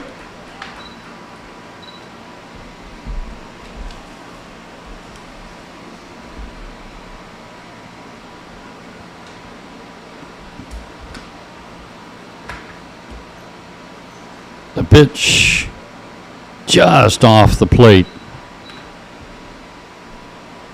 1 ball, 1 strike. The Bucks with the win in game 1. There's a strike. 12-1, improve their conference mark now to 8-3. And they're going for the 4-game sweep of Calhoun here. The doubleheader sweep and the 4-game series sweep. And that's going to be Flaco Perez got to it, came up with it, but then he sort of double clutched. And that little timing delay cost him. It'll be an error on the shortstop, and it will load the bases. Pitcher number 24, Harvey Valera.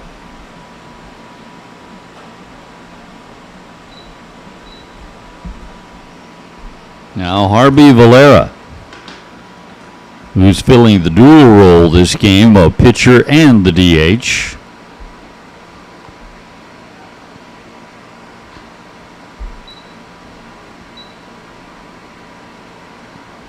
That one apparently just off the plate. That one's definitely off the plate. 2-0, make it 3-0.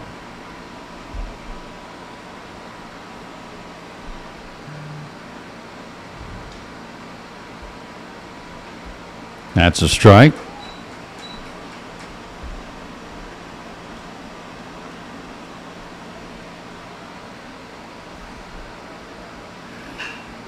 And Flaco makes the play over to Zeke Bishop for the force at second. 3 runners left on base.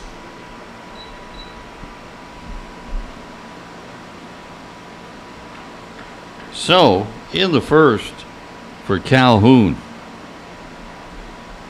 they get 3 on, they leave 3 on.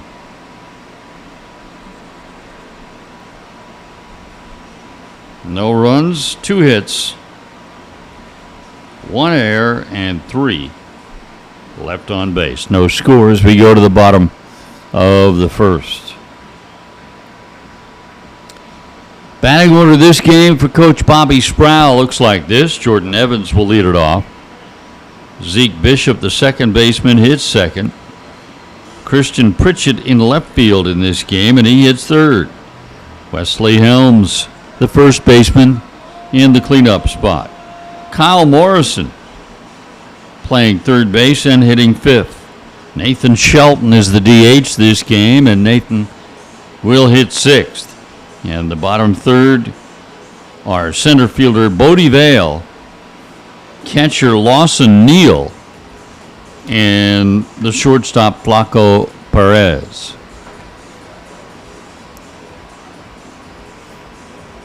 Defensively, for the Warhawks, they've got Tyler Zawacki in left field, Alex Ballesteri in center, and Josh Schuler in right.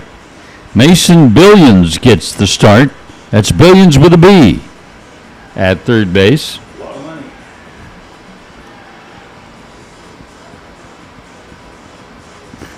Lorenzo Soto is the shortstop.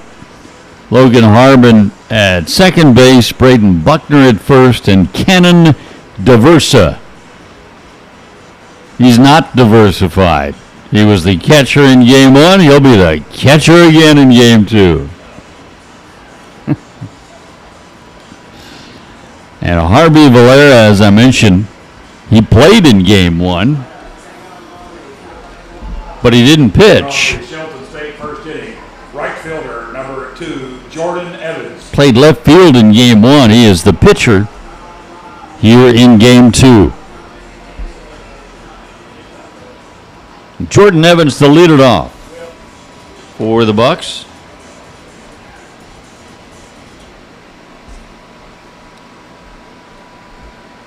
Jordan,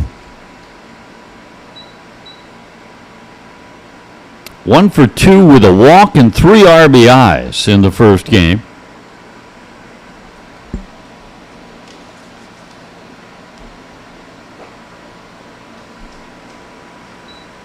That gives him 4 RBIs now in the series.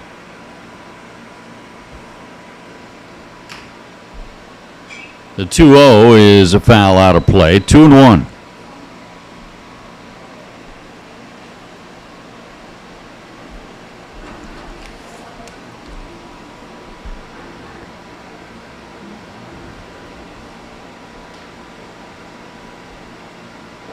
And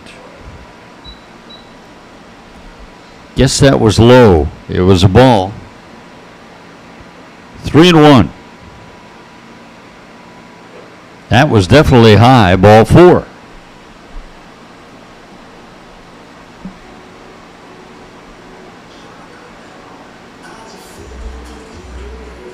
Warhawk pitchers had Number 23, Zeke Bishop. problems with the too many walks in game 1, and already 1 batter in, they've got a walk. Now Zeke Bishop, strike 1.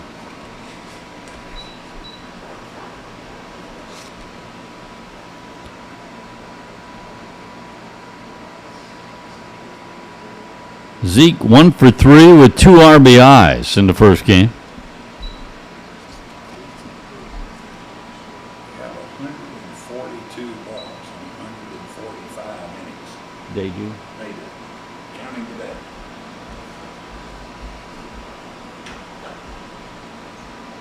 There's a strike, 1 and 2. Barry Allen to my right, handling the PA and also dishing me some stats every now and then. Just gave me a beauty. Apparently the walk issue is nothing new for Calhoun. That's a slow roller to second. They'll get Zeke at first. He will advance the runner Evans to second. The 4-3 put out. That walk was, tell me again, Barry, 141? 42 and 145. The walk they just issued was 100. Fielder number 16, Christian Pritchett. Their 142nd walk in 145 innings. So almost within a fraction of 1 per inning. And that's for the whole season. It's one thing if your pitching staff goes through a little stretch, maybe, having a bad week where they're walking more than normal, but that's all year. Strike 1 to Christian Pritchett.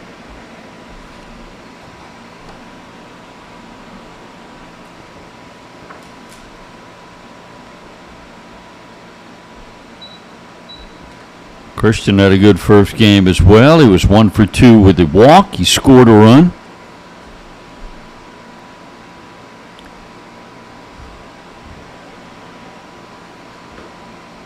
The 1-1 outside.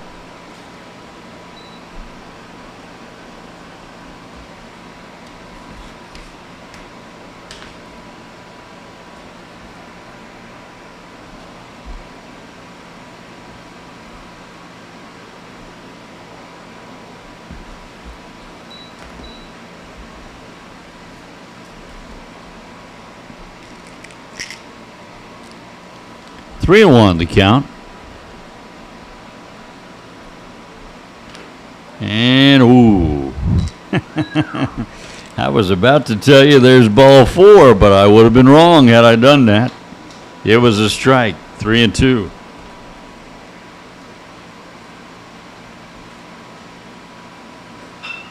That's a hard hit ball taken on a hop at second by Harbin. He'll get the out at first, again advancing the runner.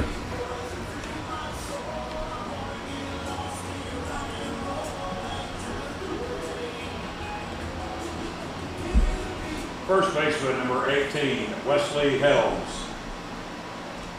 So 2 outs, that runner now at third. And Wesley Helms coming up.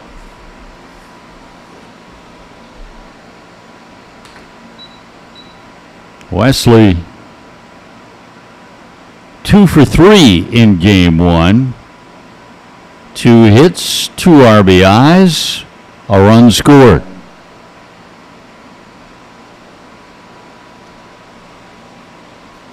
And right in there with that one. 1 ball, 1 strike.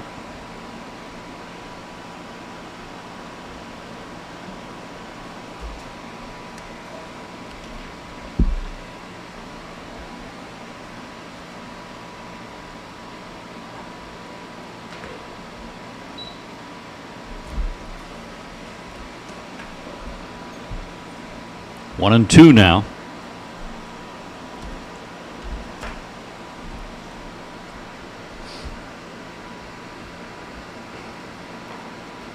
Just off the plate, 2-2.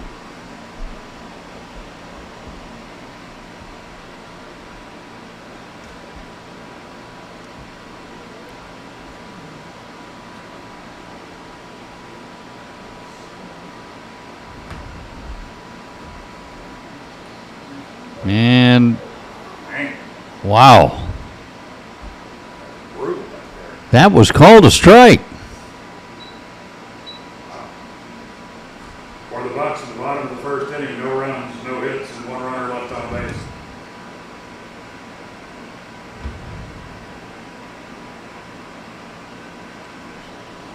Can't blame Wesley Helms for finding that hard to believe, but Blue was eyeballing him all the way back into the dugout just in case he wanted to say something. And he's making a notation. Does that mean that He was looking into the dugout. Somebody said something, but he didn't like something. Little man stared. he made a notation of something? I'm not sure exactly what. But that was a strikeout. Although I believe if we had a center field camera to show you, you would say, wow. Or something along those lines. I'm paraphrasing. First strikeout for Valera.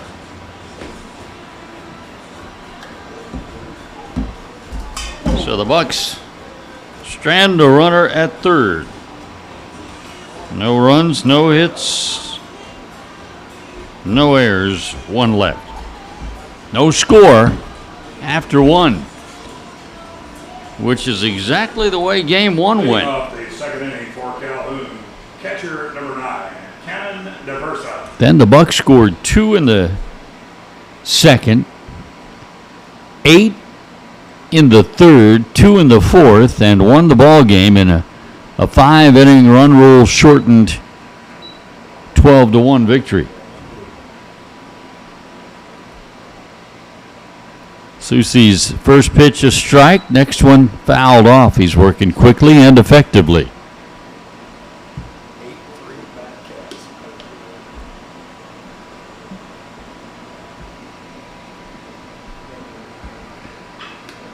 That one's hit high in the air to center field.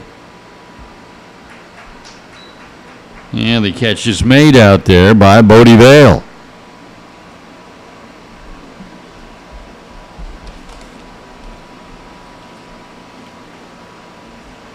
Third baseman number 35, Mason Billions. 1 out brings up Mr. Billions, Mason, to his friends.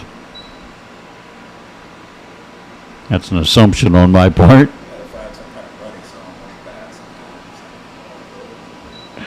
God, you got Pink Floyd money?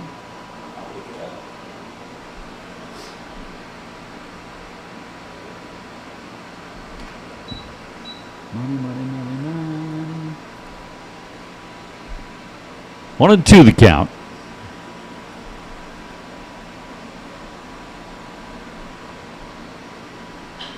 And he hits a one hopper to second. Zeke Bishop has it.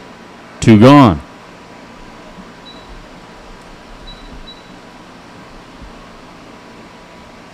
Brings up Tyler Zawacki.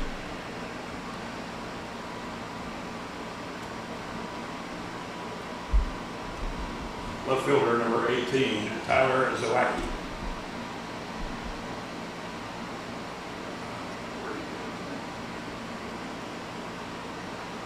And he fouls it back.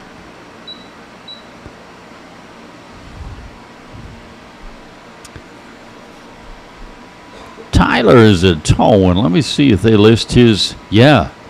6'7", 195 from Newmarket, Alabama. And he's going to reach base. I think that's a hit. Going to be an infield hit. I think that's a tough play.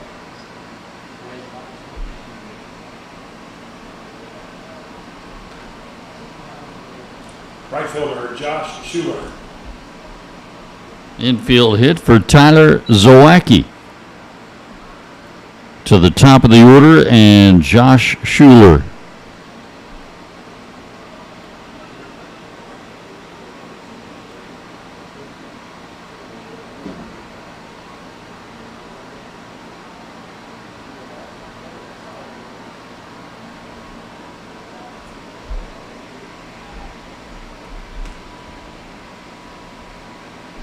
Throw over to first.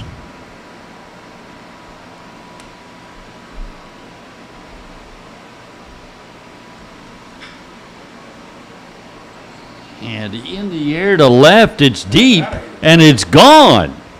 Wow. Schuler goes oppo for a home run.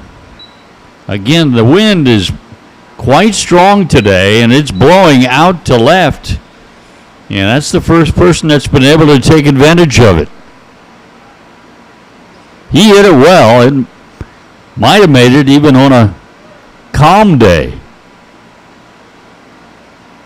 But got quite a boost today. Is that the first pitch?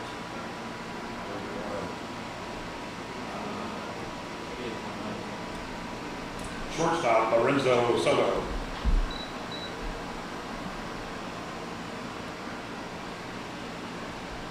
So a two-run home run by Schuler, and for the first time today, the Warhawks are in the lead, 2-0. First time in the four-game series. Chopper, big hop for Flaco Perez, and he gets his man. For Calhoun, 2 runs, 2 hits, and no runners left on base. 2 runs on 2 hits. No errors, nobody left. It's 2-0 Warhawks. Go on to the bottom of the second.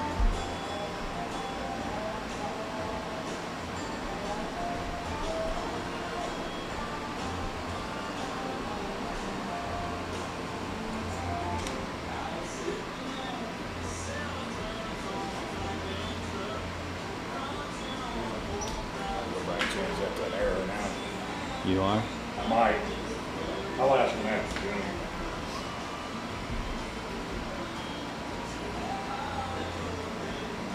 Oh Lord, if it's to lose all our view.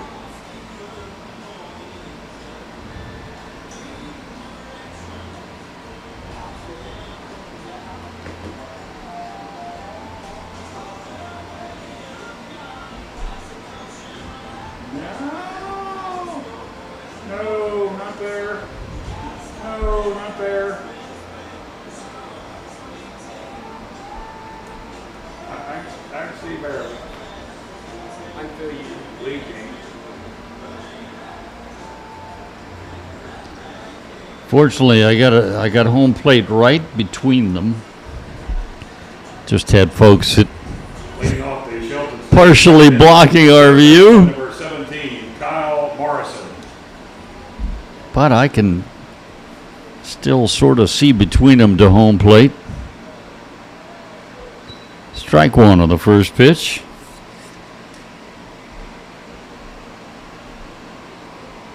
To Kyle Morrison. And that one's hit well. Deep to right field, and that baby is no doubt about it. No wind aiding the balls to right. That was a blast by Kyle Morrison. And it's a 2-1 ball game.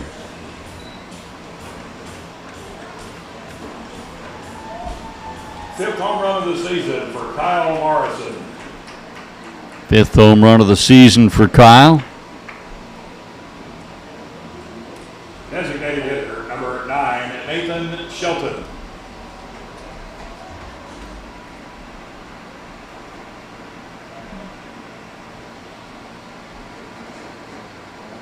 RBI number 19 on the season for Kyle Morrison. 1-0 the count to Nathan Shelton.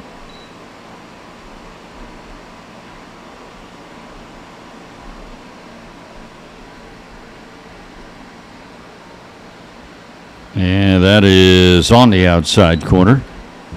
The outside edge, the outside edge. It's his third home run in the last 6 games. Nathan Shelton digs on that. Swinging or looking? Looking. Nathan goes down looking. Center fielder number 8, Bodie Vale.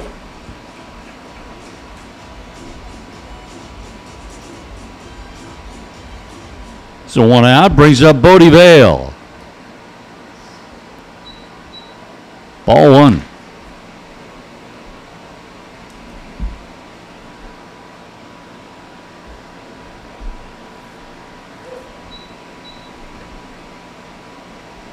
One ball, one strike.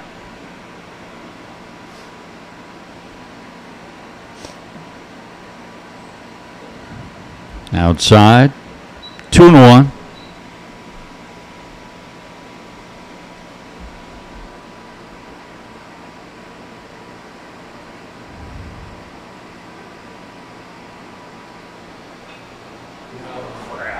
And that hit his bat. All he was trying to do is duck out of the way of it, but it fouled off of his bat.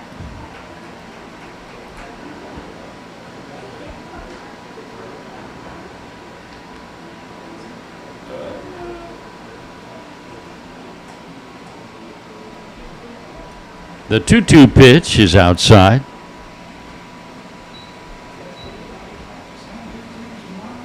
Full count to Bodie.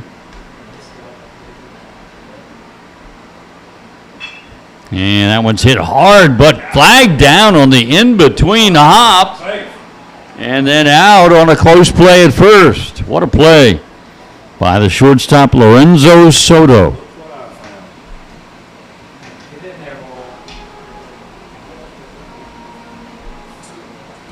The catcher number 10, Lawson Neal. Well, that was a very hard hit out. 2 outs. Lawson Neal, look out.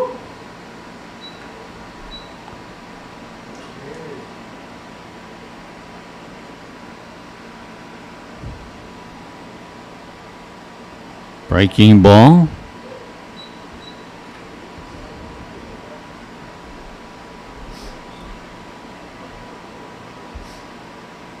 And skied straight up into the air. It'll be the second baseman, Logan Harbin, and he can't make the play. Great job by Lawson Neal. He never slowed down. He kept running full speed the entire way, just in case. And he'll wind up at second base as a result. It's an error on the second baseman, Harbin.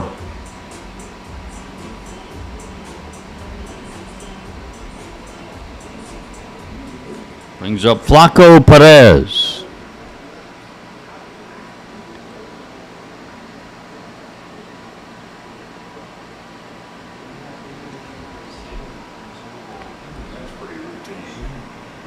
Flaco, we know that he played in game 1 because we witnessed it.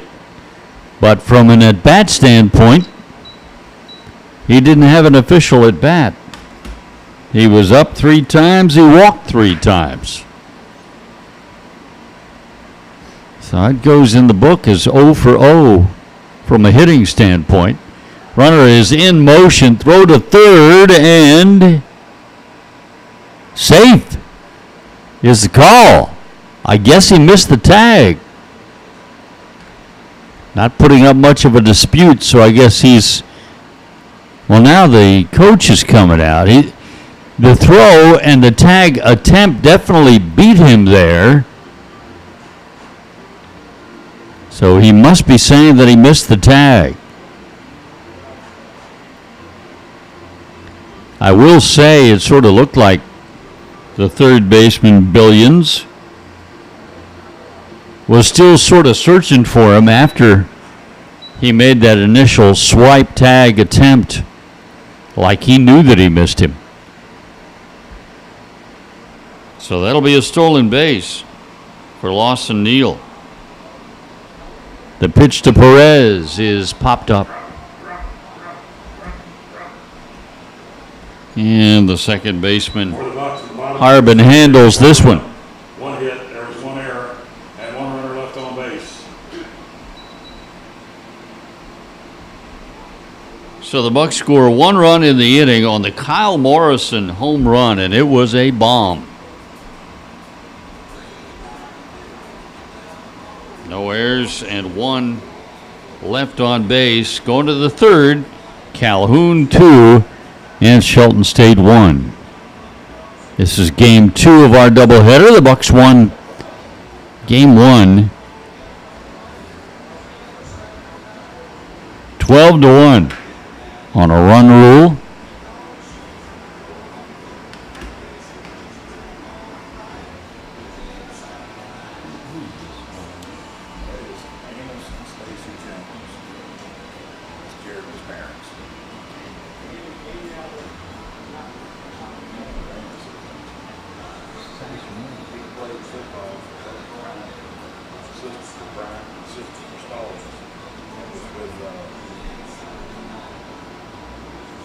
Bruce Arians in the NFL. He was with the Steelers when they won the Super Bowl. That's why it sounds familiar to me, yeah. Pickens County, went to Pickens Academy High School in the 70s. He may be the last, he's still working, he may be the last Brown. Adam Brown, John Mitchell just retired. He may be the last Brown guy still working.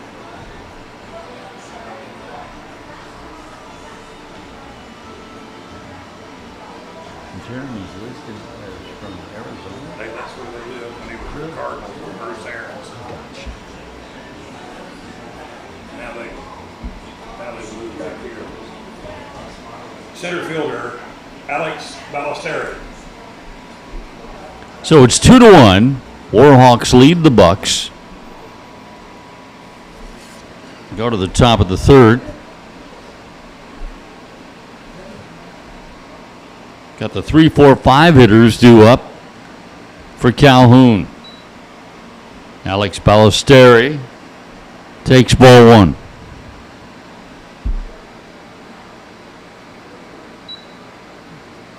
Well, if she stays there, she is definitely in my way now.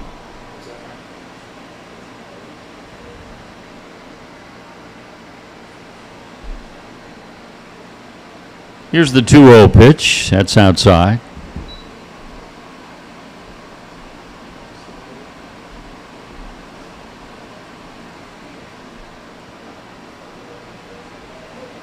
There's the strike.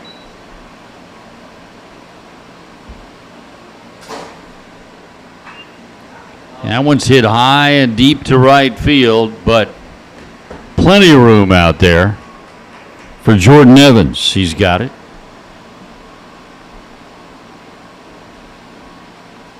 First baseman Braden Buckner. 1 out brings up Braden Buckner.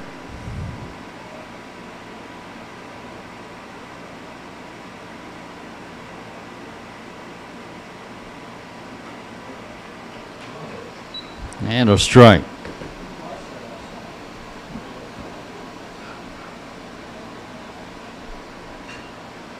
That one's hit high and deep to left center field. And back just shy of the track. The running catch is made by Bodie Vale. Those last two balls were struck solidly, but too high.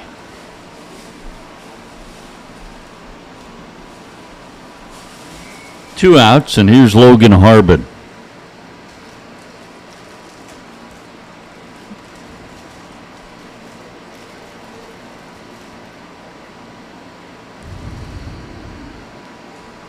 Outside, ball one.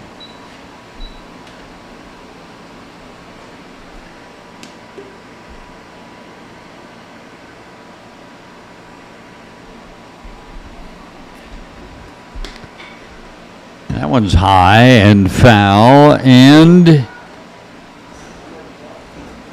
out of play.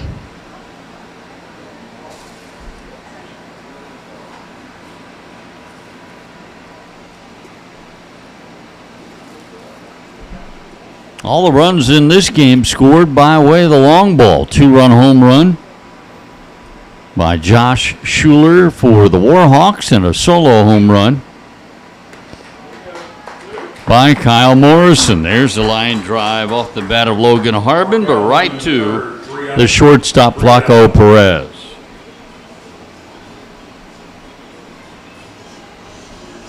So a 1-2-3 inning that time for Brody Soucy. Couple of flyouts and a line out. No runs, no hits, no errors, nobody left. Still 2-1 Warhawks with the Bucks coming up in the bottom of the third.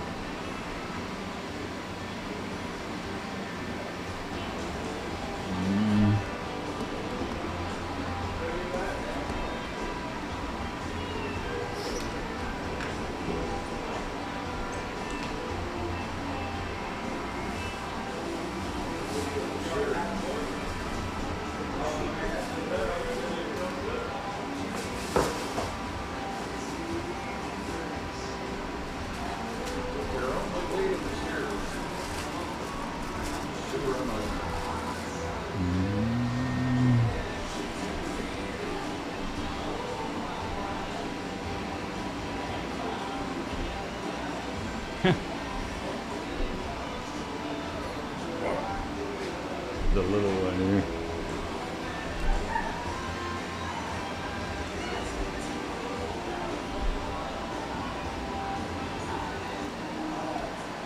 Leading off the Shelton State third inning, right fielder Jordan Evans. Jordan Evans to lead off for Shelton State here in the bottom of the third. They trail the Warhawks 2-1. They won the first three games of the series, including the first game of our doubleheader today. 7-0, 7-1, and 12-1. The 12-1 victory earlier, we only needed 4.5 innings to get that one complete. Here's the 1-0. Ground ball hit slowly towards short. Evans can run, and he beat it out with a dive at first. So he's been up twice and on twice with a walk his first time up and the infield single here.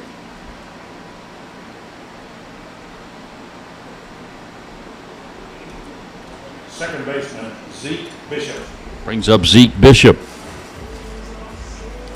See if that can be a start of another rally for Shelton State.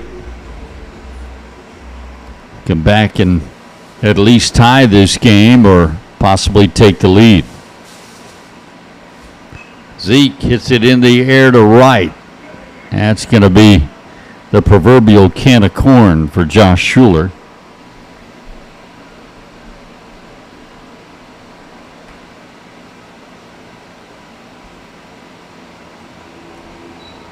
Left fielder Christian Pritchett.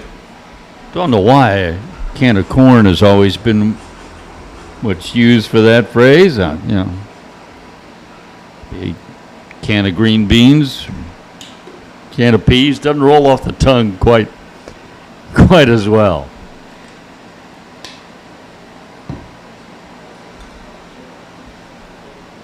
That one is called a strike.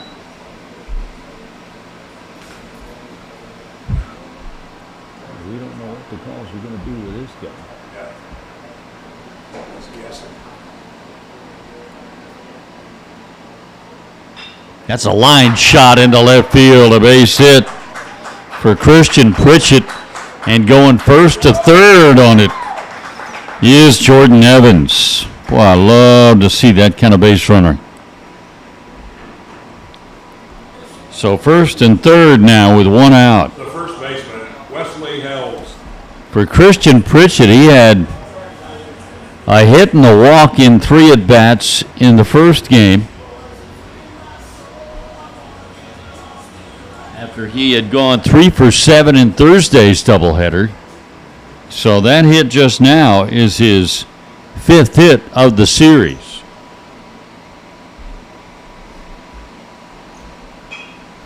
And that one is going to be flagged down by the shortstop, but he won't have a play. Lorenzo Soto, all he can do is peel it and eat it.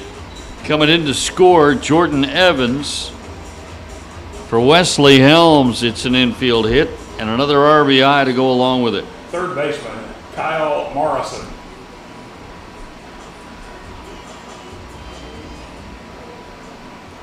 So the Bucks do indeed tie it with a run so far here. And they've still got runners at first and second with just one out. And Kyle Morrison at the plate. He had a long home run his first time up. It was way out of here. Pulled it past the 379 marker in the right center field gap. It's a big ballpark here at Shelton State.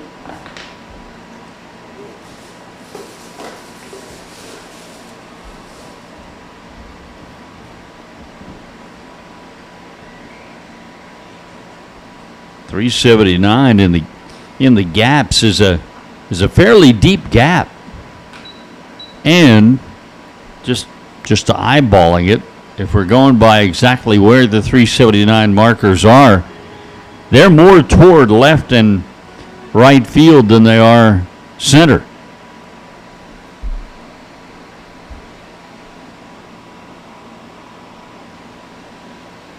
Now the 1-2 pitch to Kyle Morrison. Got him swinging.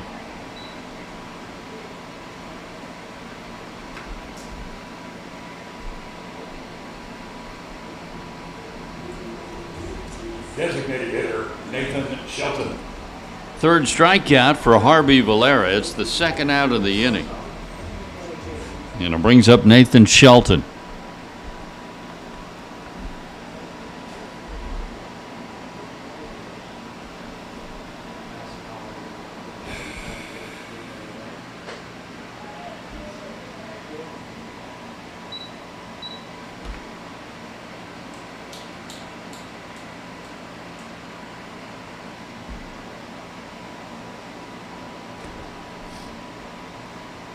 Look out.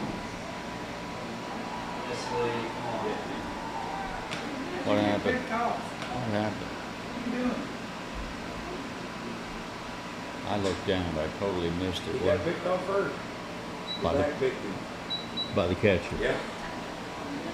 Catcher picked him off first In the third base. inning, 1 run, 3 hits, and 1 runner left on base.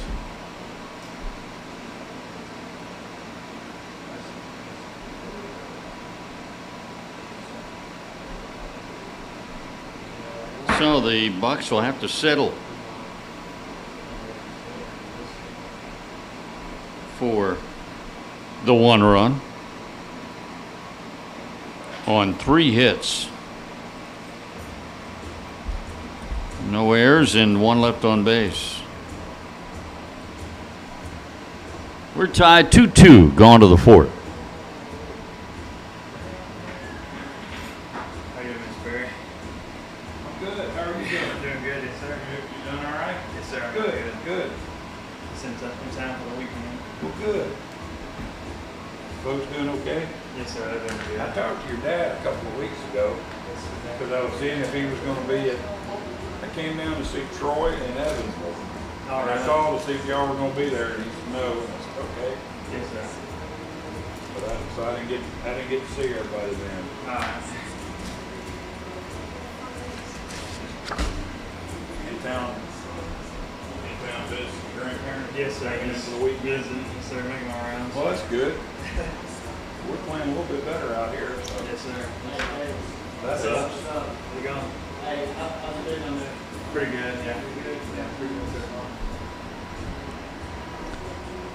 Are you feeling okay? Yes, sir. I'm feeling Good. better. Yes, sir. Good. Starting to gain some weight back. Well, that's good. That's always good. Yes, sir. Now pitching for Shelton State, number 21, Hunter Merrick. Got a new pitcher. And leading off the fourth inning for Calhoun, the pitcher, Harvey Valera. Hunter Merrick is the new pitcher for Shelton State. Pitcher, he's a pitcher there.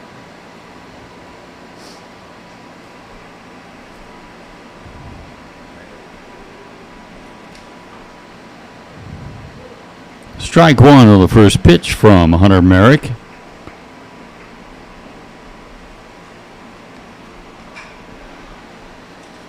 And that one is lined out to center field. That's Brody Vale territory out there here in game two. He's got it for out number one. The catcher, Kenan DeVersa.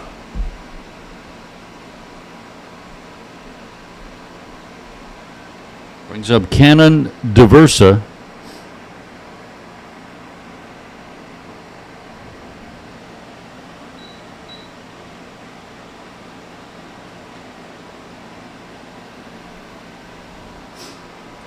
The 1-0 is a line drive. What a play at the hot corner by Kyle Morrison.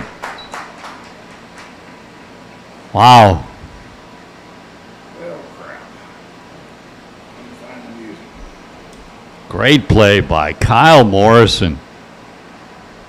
He's got to be dealing a little bit with some Mason Billions. sun over there at on the left side of the field as well.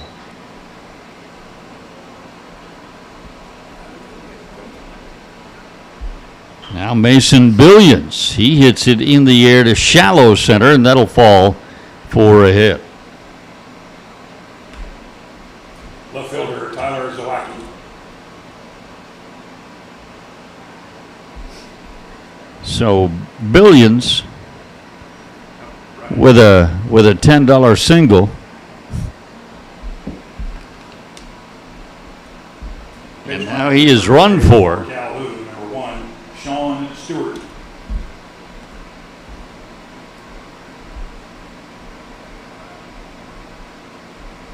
Sean Stewart is the pinch runner.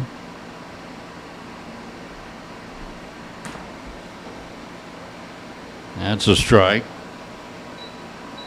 0-2. I got a 1. Make it 0-1. I thought it was such a good pitch that he would get 2 strikes for it.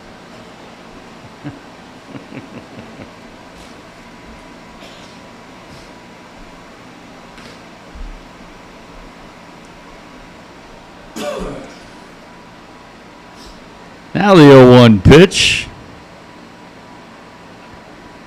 Now it's 0-2.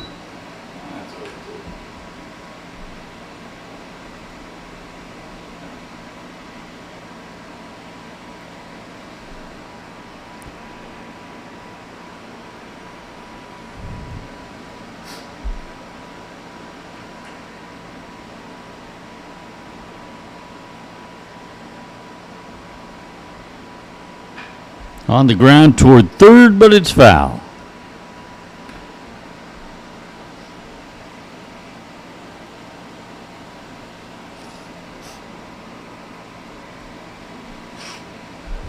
Count remains 0-2. Again,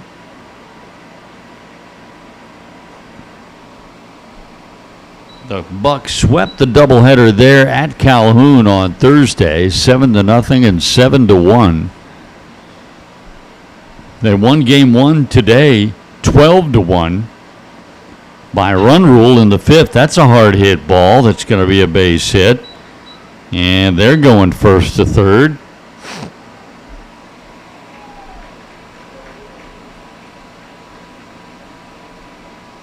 So Zawacki with his second hit of this game, he's 2 for 2. Right fielder Josh Schuler. They've got him at first and third, 2 outs, and Josh Schuler coming up. He had a 2-run home run to the opposite field over the left field wall his last time up. And again, that's the wind field, the wind blowing out to left, and it's a strong wind blowing out. Not just your little minor breeze. It is kicking up some.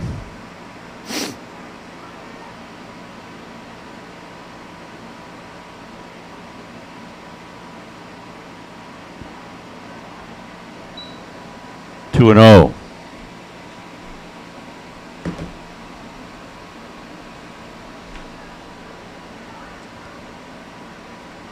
So the Bucks going for the doubleheader sweep today and the series sweep of all 4 games, if they could win this game too. Right now, though, we're tied with Calhoun 2-2. Playing in the 4th, they got a runner at third with 2 gone. And a 3-0 count on the hitter, Josh Schuler, now 3-1.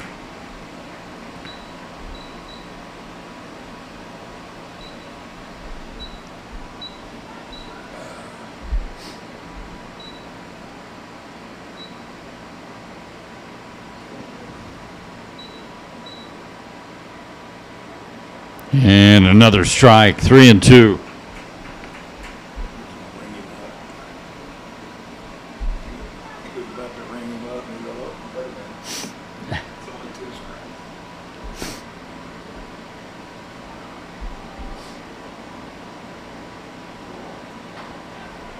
Just missed, and that'll load the bases.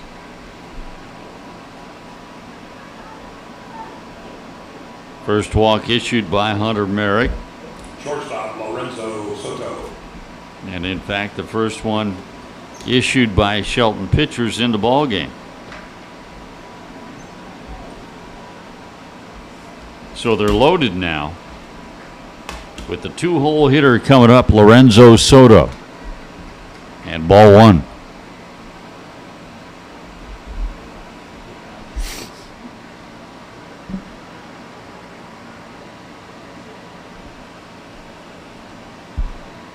Swing and a miss at the off speed. Looked like a changeup.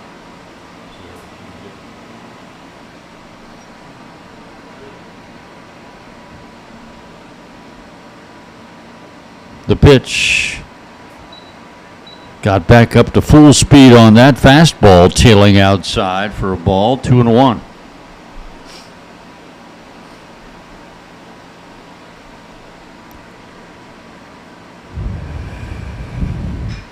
In the air to center. Going back. Still going back. Did he get it? He caught it. What a catch! Did he? No, he dropped it. No, he dropped it. Oh. And they are... No, he put up a late stop sign after he rounded third. I thought initially that Bodie caught that ball somehow. I wasn't sure how, but then he reached down and picked it up. And what happened to Flacco? Fell down.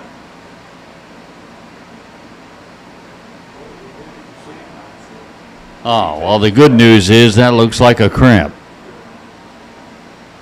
I always say about cramps, it's the most painful,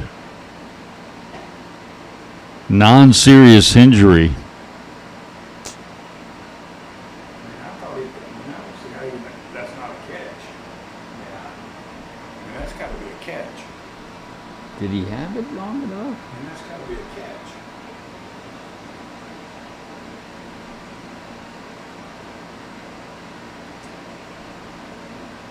Well, I say, looks like a cramp based on what they're doing to him, but yet the entire, This is the first game he's played. the staff is all coming out. Make sure he's okay. I think they're going to call this a catch.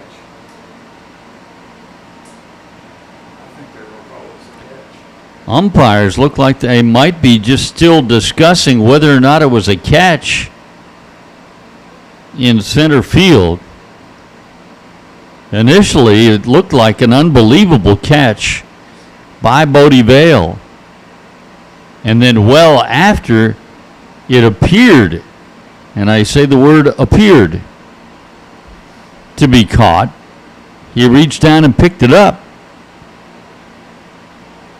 I'm not sure if he had it long enough first. What they're going to rule. He was so far away from us. He's coming out. And Flacco has got to come out.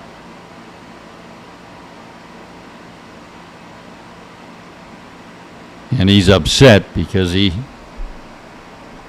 getting a chance to play today, and he was doing a really good job.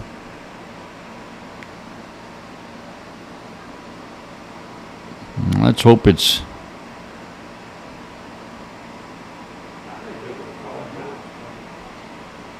It looks like Shelton's coming off the field like it was a catch. But not everybody is. Is that Bodie who's still out there in shallow center field? No, Bodie's coming in to play shortstop now. Flacco's out. Okay, they're going back out onto the field. And this is a huge call. Umpires still discussing it. It was so far away from us. The base umpire, if he was looking out there, and I assume he was, would have had the best look at it.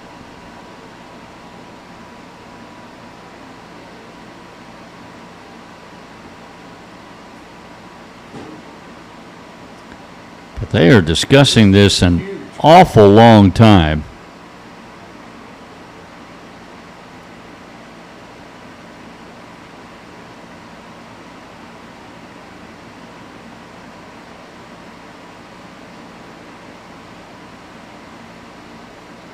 Now, it looks like Bodie's going back out. Is that him going back out to center field? No. No, is that number 2? He's going to go to short. Is that Jordan Evans? Yeah, Brock's- Jordan Evans. Brock's going to left. Pritchett's going to right. And Jordan Evans is going to center. So all kinds of changes.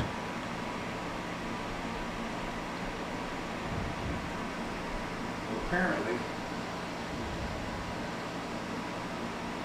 we're not going to get the outs there.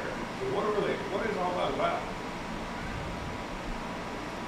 So Bodie Vale will come in to play shortstop with Flacco Perez having to leave the game. And boy, Flacco was extremely frustrated, and you can understand. Center fielder Alex Ballesteri.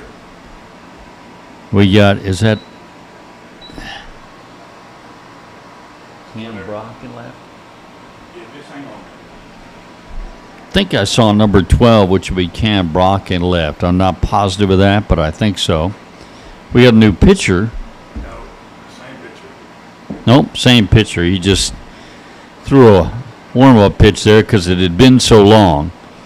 All right, so what they initially ruled on the field is going to stand. That'll be a triple.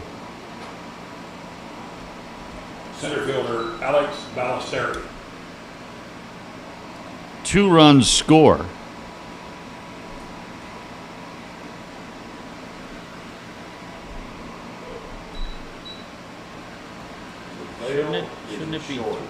Shouldn't it be 3 runs? It's 3 runs in, it should be 5-2. Yeah, 3 runs score.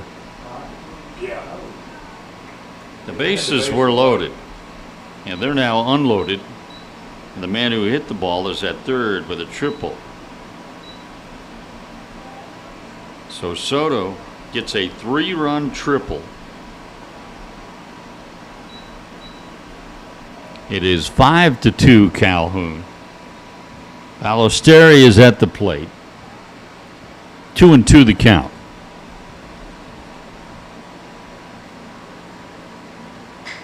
Ground ball to short. Bodie Vale has it.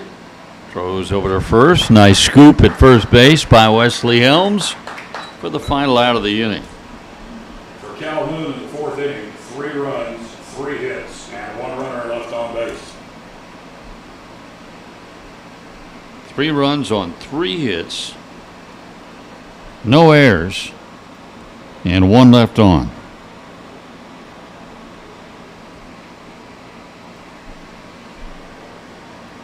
So after Calhoun had taken a 2-0 lead in this one, the Bucks had come back to tie at 2-2, and now the Warhawks go back up by 3, 5-2. Going to the bottom of the 4th.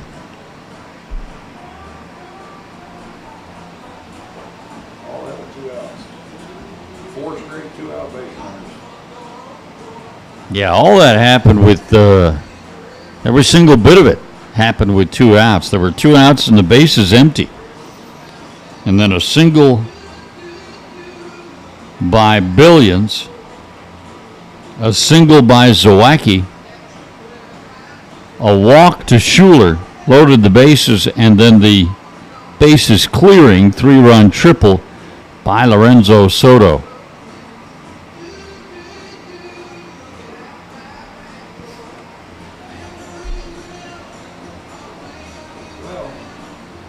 So it's 5-2 Calhoun with the Bucks coming up in the bottom of the 4th.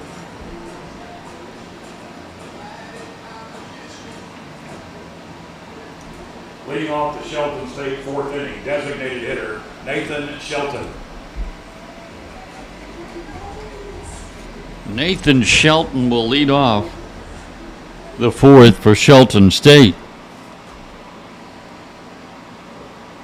He was at the plate when the last inning ended on a pickoff, and he's hit by the first pitch as he gets to restart his at-bat, and it only lasts 1 pitch in which he was hit. So he's on base. The shortstop, Bodie Vale. Man at first, nobody out, Bodie Vale at the plate. Started the game as the center fielder. He's now the shortstop, and he takes strike 1.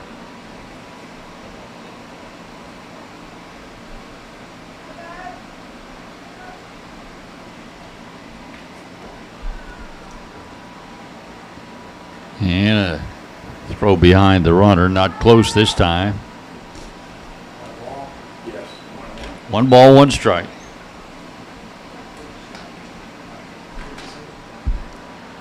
Neal is on deck, and then Cam Brock going into left field.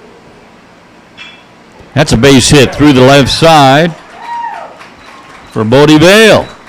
So the Bucks got the first 2 on here in the 4th.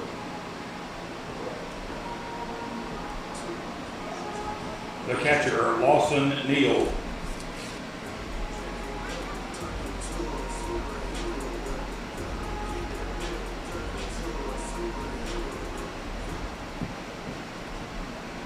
So now Lawson Neal reached under there his first time up. Ooh, showed bunt, pulled it back, and the pitch was very high. Pass ball allows Shelton to advance. Pass ball allowing Nathan Shelton to go from second to third. Vale stays at first. So they're at the corners. Nobody out.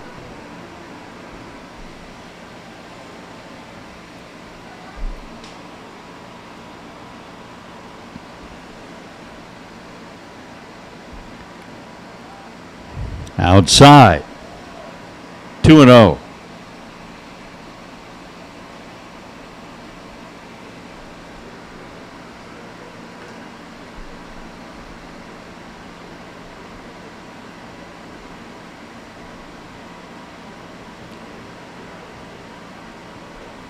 Now it's a strike, 2-1.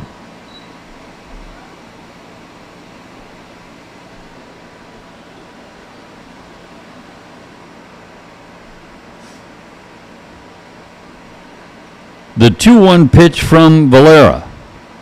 Runner going. Stolen base. And that's a stolen base for Bodie Vale.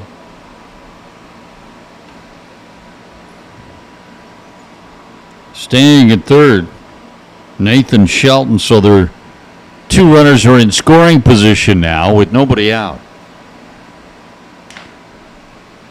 3-1 the count to Lawson Neal.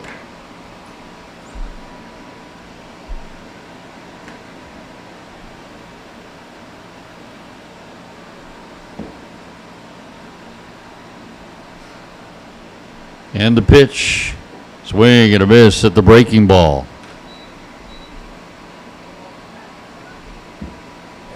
Pinch runner Stewart stayed in the game at second, and the second baseman moved to third.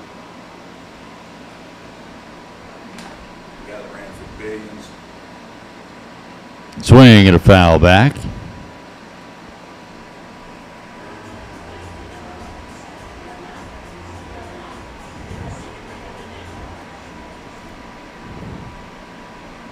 Sean Stewart, who pinch ran last inning for Calhoun, has stayed in the game. He's playing second. And that's another walk to load the bases.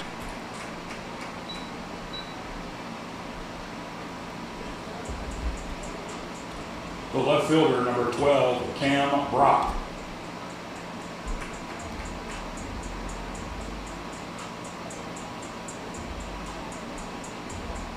So a hit batter, a single, and a walk have loaded the bases for Shelton here in the fourth with nobody out. And Cam Brock gets his first at bat.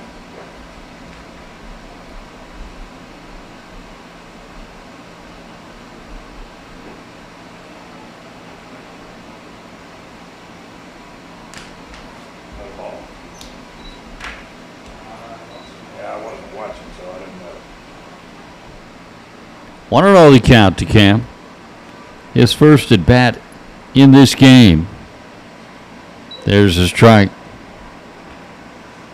He had a good first game, 2 for 3, 2 RBIs, and 2 runs scored in game 1.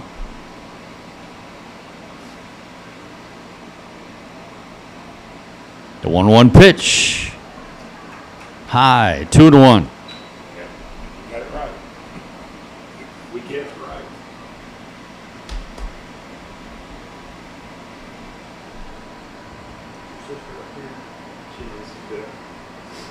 The pitch. That's in there, 2-2.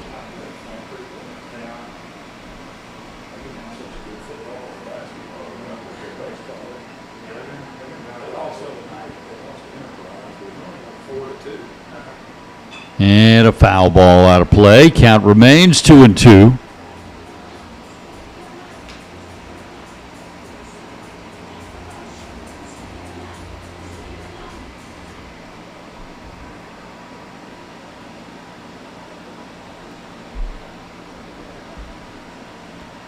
And another foul out of play. Nice at bat, no matter how it turns out, for Cam Brock. Fouling off some tough pitches to stay alive. Base is loaded, nobody out. Bucks are down 3. And that runs the count full. Bases loaded, no outs. We got to get 3 out of this. At least.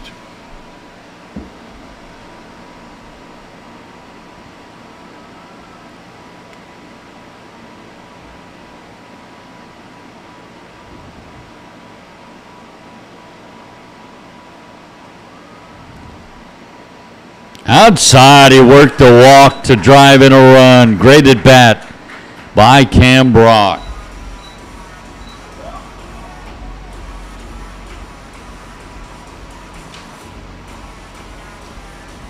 RBI for Cam. Nathan Shelton in to score. Bodie Vale to third. Lawson Neal to second. Brock at first with his RBI walk. Still nobody out, and it turns over the batting order to the top of the order, Jordan Evans. It is 5-3. The Bucks are within 2 runs. And they haven't gotten Jordan out yet in this game. He has a walk and a hit, and has scored a run. In fact, they've gotten him out once all day. He was 2 for 3, 1 for 2 with a walk, 3 RBIs in game 1. He is 1 for 1 with a walk in this one.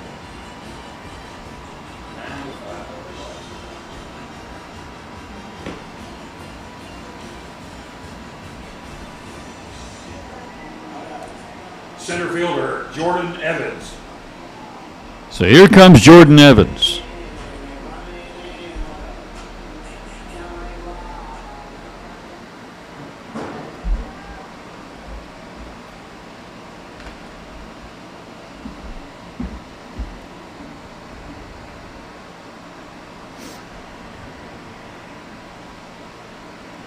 And down low, ball 1. Gotta sort of wait. Gotta sort of wait with Blue. Make sure he can figure out what he's calling. That's way outside. No wait necessary on that one. 2-0. There is activity in the Warhawks bullpen, and now the pitcher, Valera, is looking at his, like he may have developed a blister. Injury timeout. So we've got an injury timeout. This will not officially be coach's second visit of the inning.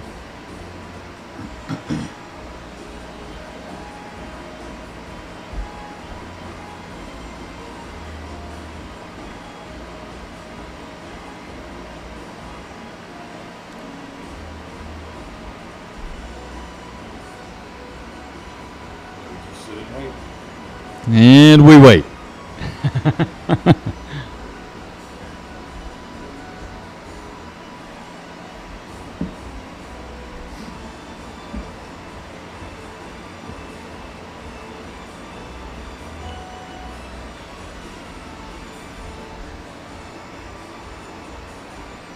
Well, they're looking in the direction of the bullpen.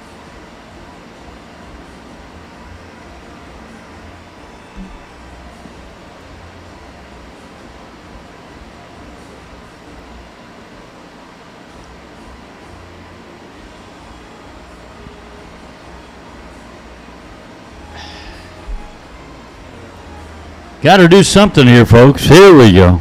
Maybe you finally got a new pitcher coming out.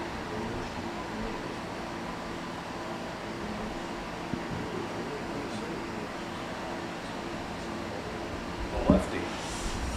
Austin Baker. Austin Baker is going to be our new left-hander into the ball game. He was the DH in game 1.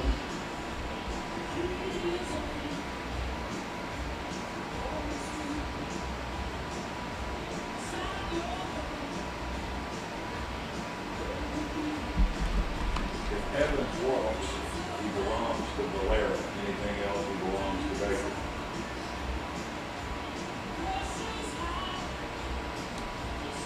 Austin Baker, the new pitcher. 6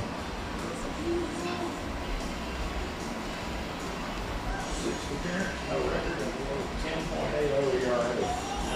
Sounds like he's filing taxes.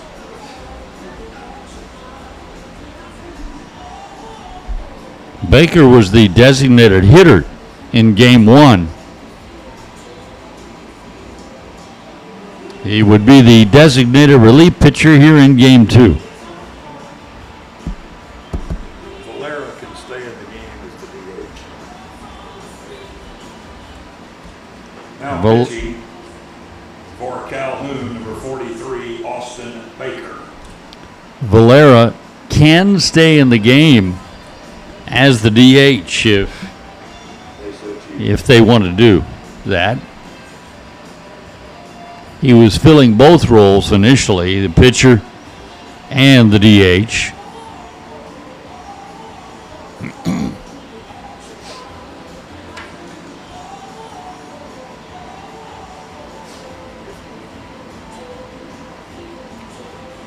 And because it's an injury replacement, that means Baker gets as many warm-ups as he needs to get warmed up and ready.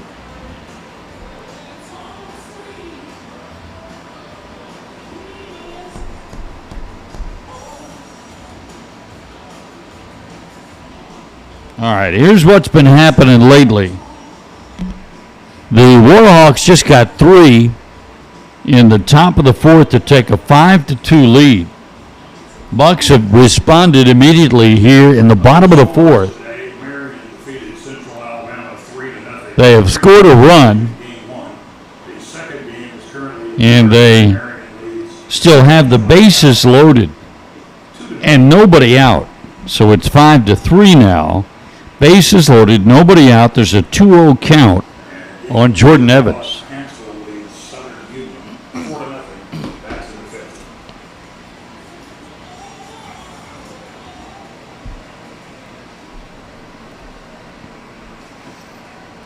If he walks, he belongs to Valera. Anything else belongs to With the 2-0 count,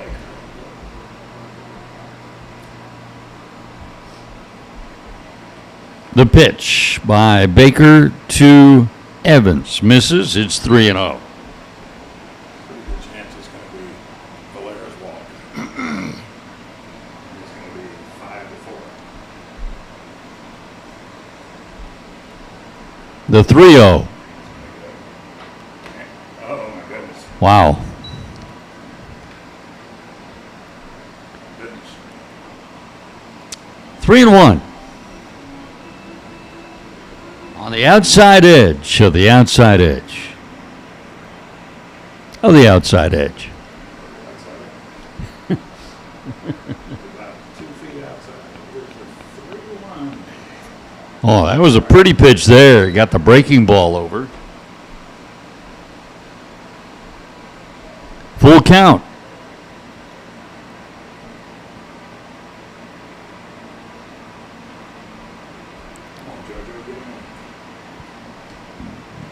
And there's ball 4. So that'll walk in another run as Vale scores. Neal to third. Brock to second. Evans at first with an RBI walk. Second baseman Zeke Bishop.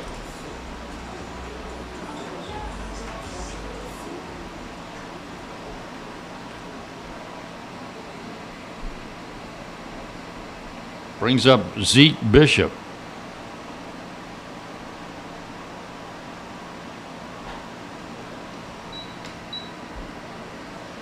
Ball 1 to Zeke. It is 5-4 now. Bucks are within a run.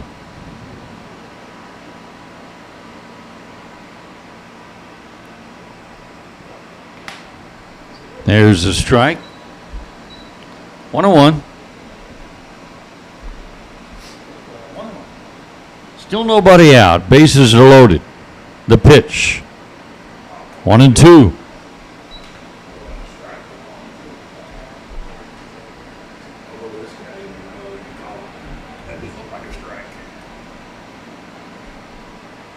That's hit hard to center field, right at the center fielder, Ballesteri.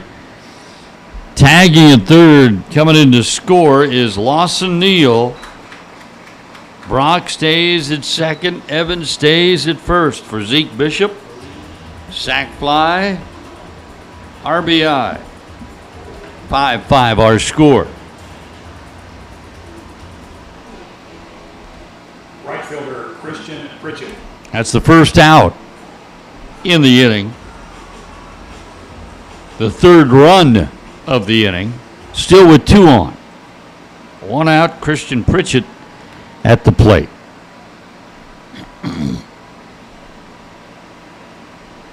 Runner going. Both runners going. They'll throw down to second and won't get anybody. Double steal. Pulled off by Cam Brock to third and Jordan Evans to second. I think it was a strike.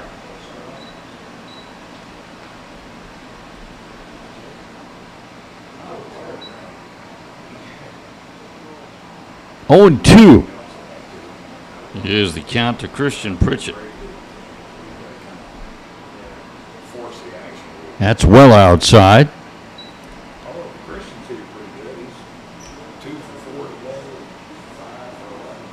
So just put in there Monday last week. First time he Now Baker with the 1-2 pitch. Way outside and in the dirt. 2-2.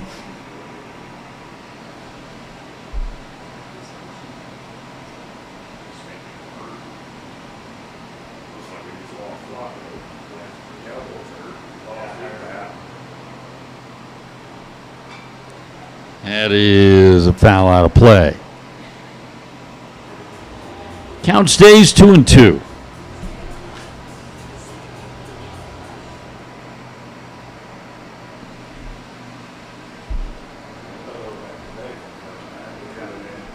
thought he could do it for That is high. Full count. him in a 12-1 game. He was through that. Shores got a lot of guys hurt. Man, there should be a bunch of injuries. That bunch of guys hurt. That's a rocket shot deep to left. Way back. Off the wall. Off the wall. And this will drive in 2. Going to third. Second on the throw. So Christian Pritchett will get a double. And then on to third on the throw home. Give him 2 RBIs. He is having a day.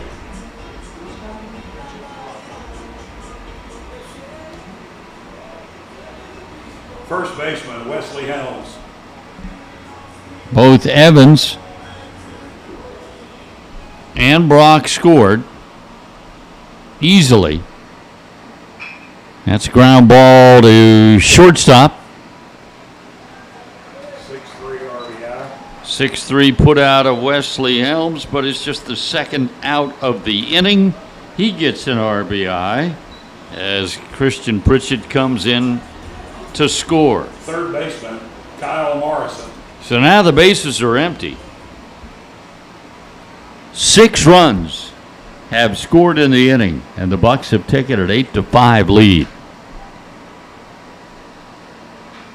That's a bullet, but it's foul. Watch out, Coach.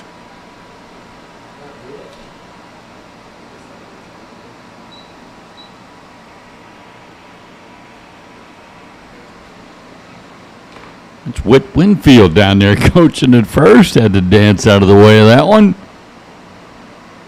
That's a ball, 1-1.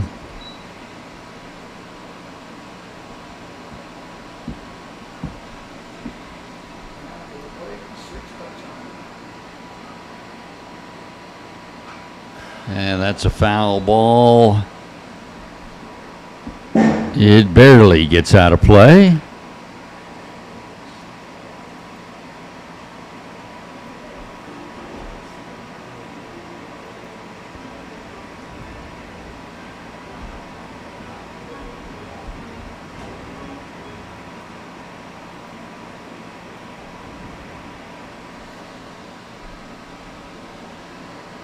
And a little bat handle spinner, but it went off of the body somewhere first before it rolled fair. So it's a foul ball, dead ball, a strike.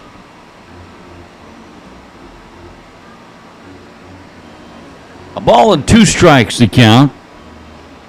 To Kyle Morrison, he's the 9th batter in the inning for the Bucks.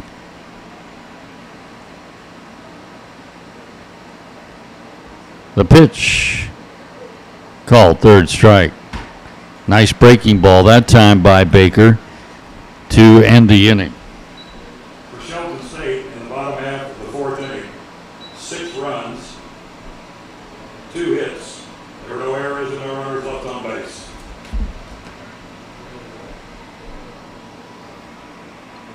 Only 2 hits. That's pretty amazing, but that is correct. Only 2 hits. Now there was one. There were 3 walks and a hit by pitch. So that's 4 free base runners right there. And they all came in. 6 runs in the inning for Shelton. And they go from being down 5-2 to leading 8-5. Going to the 5th.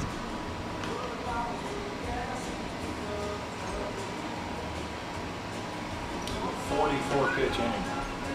That was a 44 pitch inning.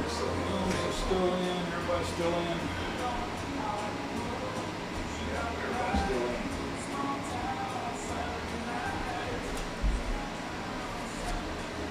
in. So we Leading got off the Calhoun 5th inning, first baseman Braden Buckner.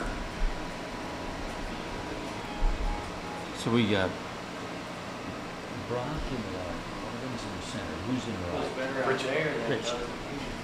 Yeah, it's hot in here. I don't know why this doesn't work. It's not working. This is not really doing much. Is it not? Not really. Not anymore, huh? You can feel it every now and then.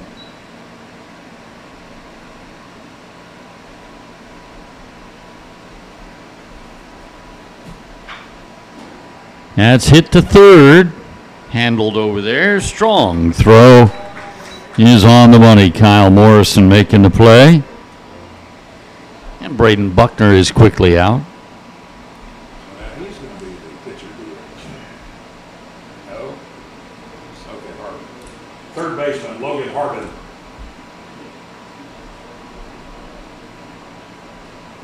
Logan Harbin is the hitter. Set the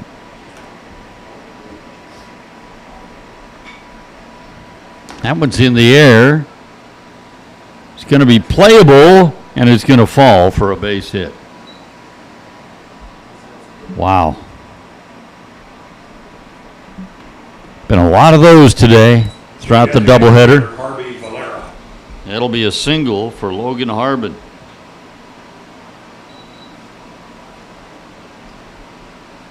Brings up Harvey Valera. Let's set the Shelton State defense because they had to make a number of changes last inning. Never got a chance to reset it for you. Cam Brock is now in left. They gave up 26 last night. Out here, guess how many they gave up today? Jo- Pretty close. They gave up 18 today.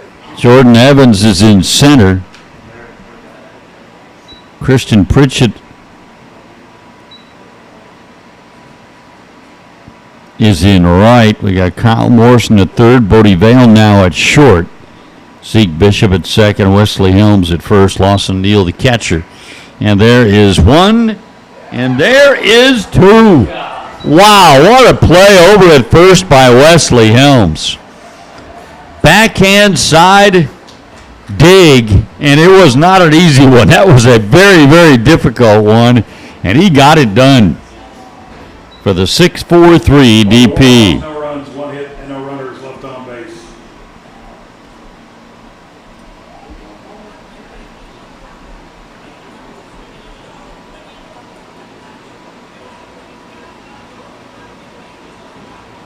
It was a good turn by Zeke Bishop at second as well. And, of course, the shortstop, Bodie Vale, got it all started.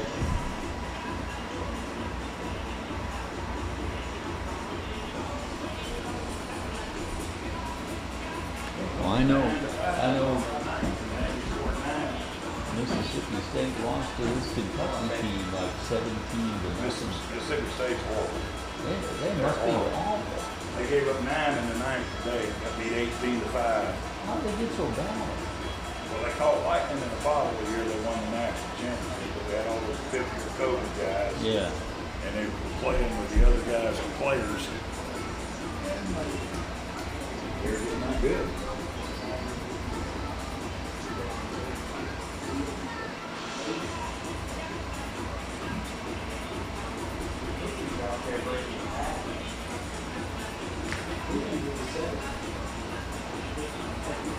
So we're going to the bottom of the fifth. Shelton leading Calhoun 8-5. Going for the doubleheader sweep and the 4-game series sweep. if they can make this lead stand up. Leading off the Shelton State fifth inning, designated hitter Nathan Shelton. Wins for Shelton at Calhoun on Thursday, 7-0 and 7-1. And then earlier today, 12-1. Mercy Rule win in 4.5 innings in game one of our doubleheader. 1 ball to count to Nathan Shelton, and that is a strike. 1-1.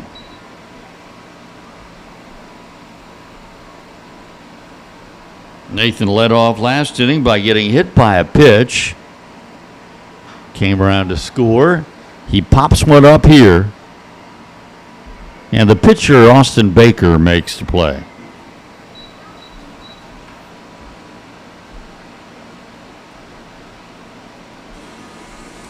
Shortstop, Bodie Vale. Brings up Bodie Vale. He's 1 for 2 in this game.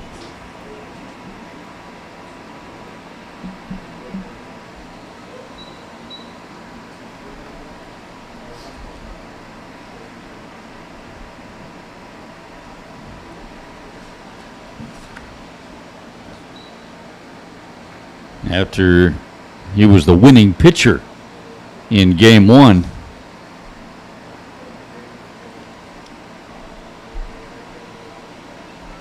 Oh, 2.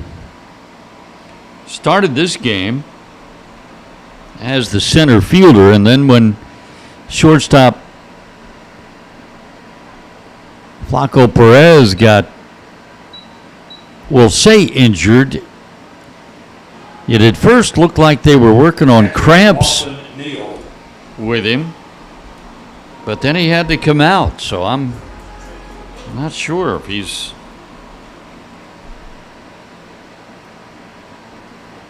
has an injury of some type, or if just they couldn't make the cramps go away. And He limped off. he was limping when he came off, and he was visibly frustrated, which again is understandable. He was getting his first chance to play today, and he was doing well. 1-1 the count.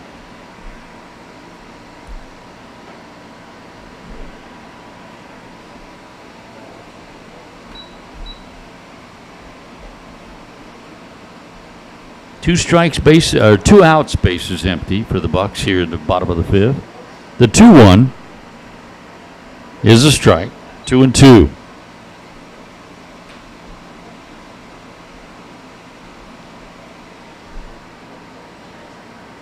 And outside, full count.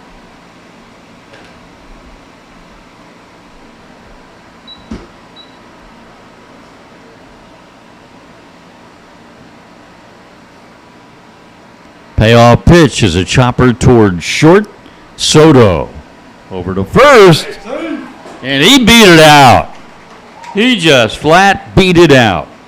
Great job by Lawson Neal. That's your catcher, ladies and gentlemen. Great job. Cam Brock.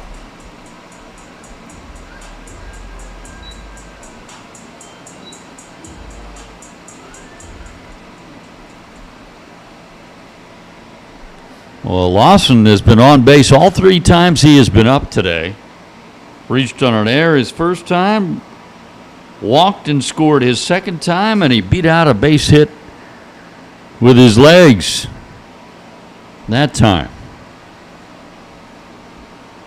Now Cam Brock. Strike 1.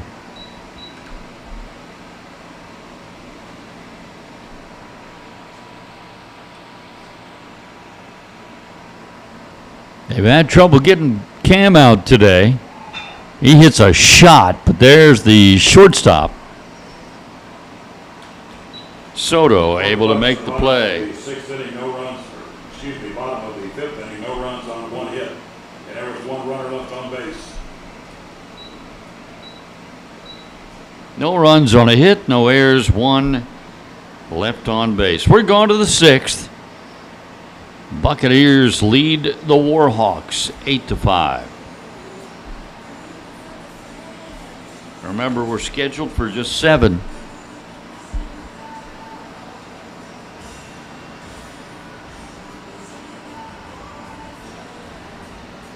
Bucks won the first game 12-1. In fact, they won the first 3 games of the series by a total score of 26-2. I'd say that's fairly dominant.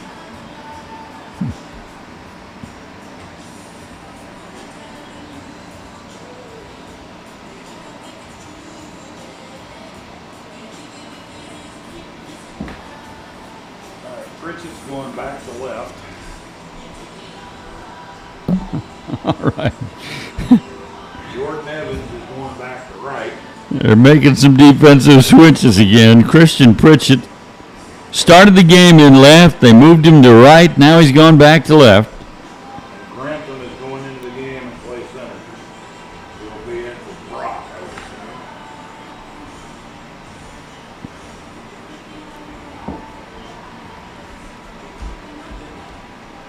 Defensive changes for Shelton State. Returning to right field is number 2, Jordan Evans. Moving back to left field is number 16, Christian Pritchett. Entering the game to play center field, number 3, Corbin Grantham. Corbin Grantham is the new center fielder. So Pritchett back to left, Evans back to right, and Corbin Grantham enters the game in center. Leading off the Calhoun 6th inning, catcher Cannon DeVersa. Nice bender there from Hunter Merrick for strike 1.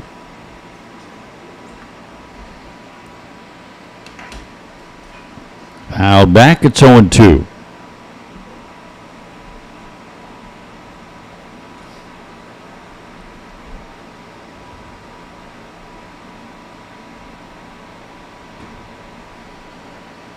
Here's the pitch. Soft liner toward left center. That's going to fall in. He did not have a good swing at it. Caught it off the end of the bat and lobbed it right into an open area. Second baseman Sean Stewart.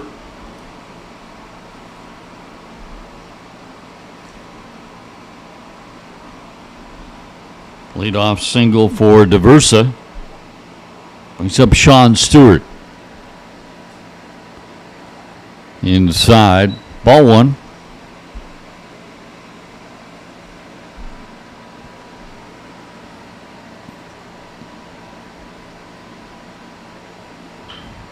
On the ground towards second. Oh, that was a double play ball. They will get 1, though, so there's no error. Zeke Bishop stuck with it. Gets the 4-3 put out. Left fielder Tyler Zawacki. First out in the inning. DeVersa now at second base. And it brings up Tyler Zawacki.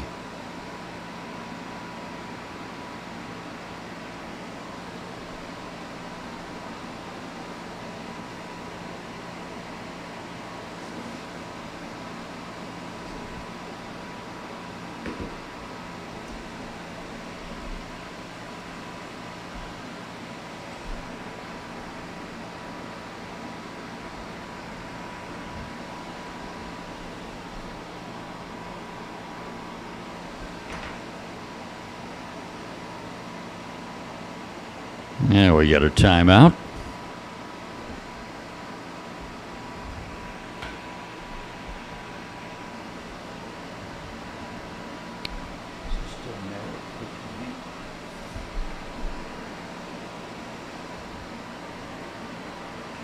Swing and a foul straight back.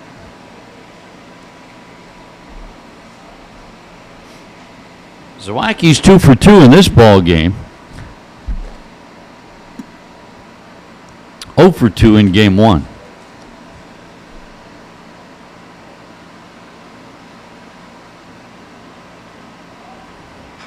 And a chopper toward third. It's a fair ball and a good play by Kyle Morrison. He's made a couple of really fine plays over there at third. Right fielder Josh Schuler. The runner at second, Diversa, had to hold there. So he's still at second with 2 outs now. And Josh Schuler is the hitter.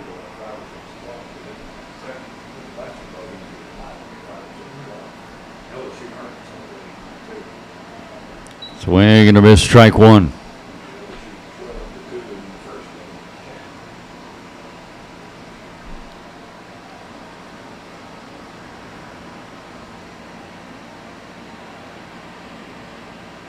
Swing and a miss, 0-2. 2 straight good benders from Hunter Merrick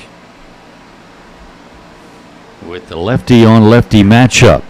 The pitch, another one, and another strike. Struck him out on 3 straight breakers. Well done by Hunter Merrick as he gets the strikeout to end the inning and strand that runner at second. No runs, a hit. No errors, 1 left. No runs, 1 hit, and 1 runner left on base. Here you go, Lee, the Bay City Rollers. Gotta love it. So it is still 8-5. Shelton leading Calhoun. Bucks over the Warhawks. Gone to the bottom of the 6th.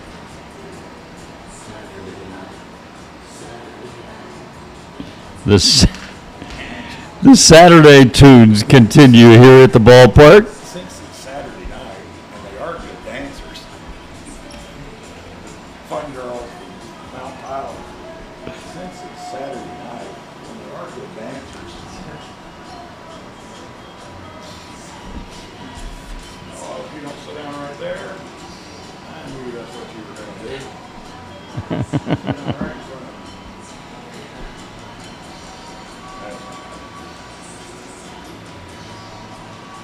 Going to the bottom of the 6th. Bucks will have the top of the order due up. Starting with Jordan Evans. He's played every position in the outfield in this game, but he has remained in the leadoff spot in the batting order.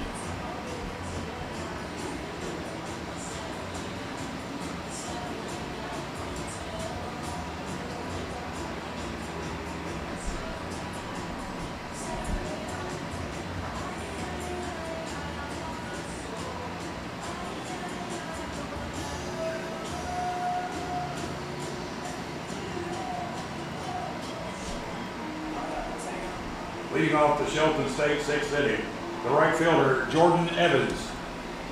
So here's Jordan Evans. Let's see.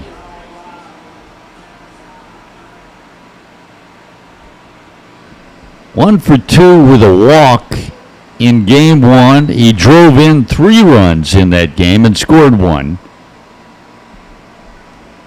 1 for 1 with 2 walks and an RBI and 2 runs scored here in game 2. And he's got a 1-1 count.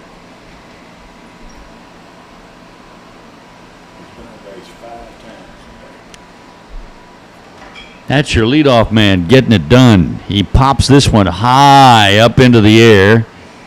And that time, the second baseman, Sean Stewart, handled it with ease. A couple of those hit like that have not been handled with ease. Second baseman, Zeke Bishop. 1 out brings up Zeke Bishop.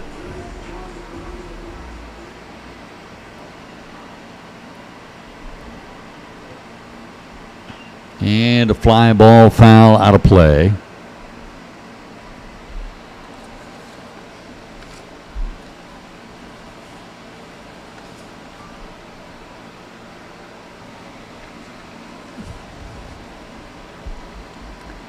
Next up on the schedule for Shelton State.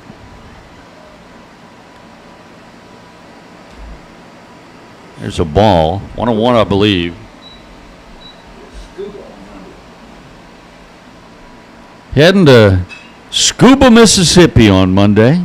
It's a fly ball to center field. Alex Ballesteri awaits and then gloves it. So we go to Scuba, Mississippi. There's only one reason anybody goes to Scuba, Mississippi. You got to get to East Mississippi for some reason. That's about all that's there. Is that a doubleheader, Barry? No, it's just one game. Just a single game, a single 9-inning game at Scuba on Monday. They got a Subway, a concession stand, and a Chevron. That's all they got. There's a strike, 1-1 to count. But more to do in Scuba than in Sosa. 2-1. What'd you say they had there? So there's more to do in Scuba than in Sosa. No, before that. They got a Chevron, a concession stand, and a Subway. That's it. Barry Allen. Barry Allen says they got You a don't want chicken at the gas station or a Subway. Subway, a gas station, and what else? Concession stand. Concession stand. That's it. So that's you get hungry. That's how you got to solve that problem. Those are your choices. There's a walk. 2-out walk to Christian Pritchett.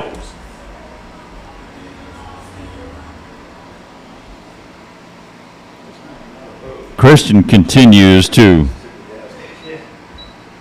get on base. Potato wedges.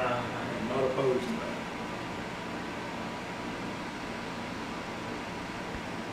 One for 3 with a walk Stolen base.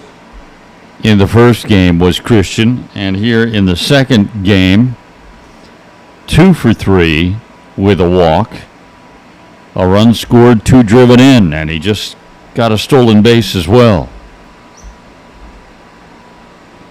Wesley Helms. Oh, yeah.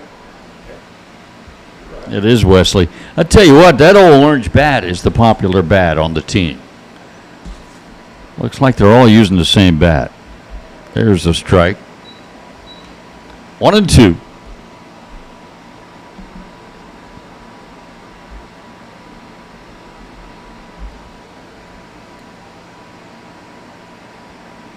Then later next week, Thursday the 30th, we're back here to bring you a doubleheader with Southern Union. So they'll be home for a doubleheader with Southern Union next Thursday, and then go to Wadley for 2 at Southern Union on Saturday. What do we got in Wadley, Barry? Nothing.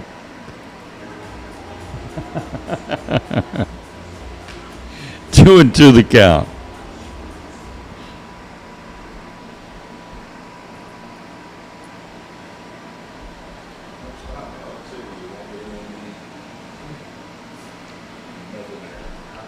No phone service.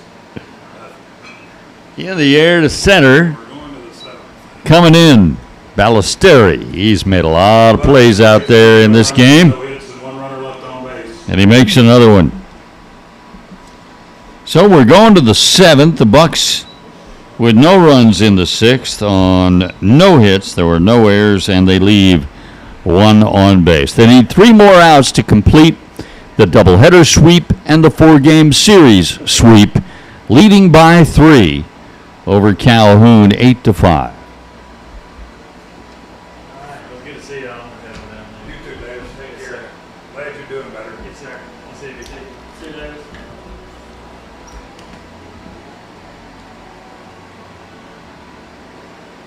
Hunter Merrick on to finish it off. So this coming week, as far as the live streams, we'll have the baseball doubleheader for you on Thursday. We are not making the trip, by the way, to Scuba to bring you that game on Monday. Could not get approval on that. The Scuba International Airport is currently under repairs. Leading off the Calhoun 7th inning, shortstop Lorenzo Soto. So we'll have the Thursday Southern Union doubleheader that's scheduled to begin at 3 p.m. next Thursday. And then Saturday, that means Saturday we'll be bringing you softball.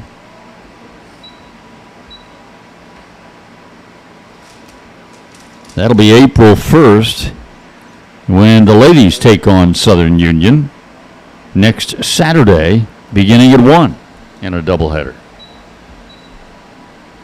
So we continue to alternate baseball and softball.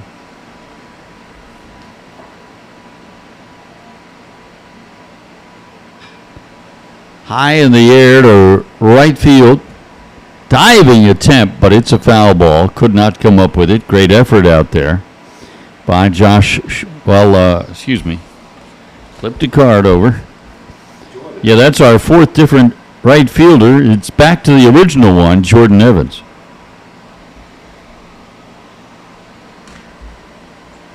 Lorenzo Soto is the batter. I enjoy saying his name. That's fun. Hunter Merrick with the 1-2 pitch. And we got more and more people, Barry, sitting in front of us here. I can't see a thing now.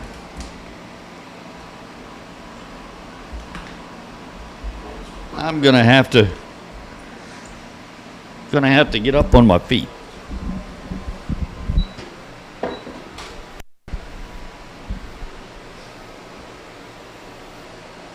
Two and two the count.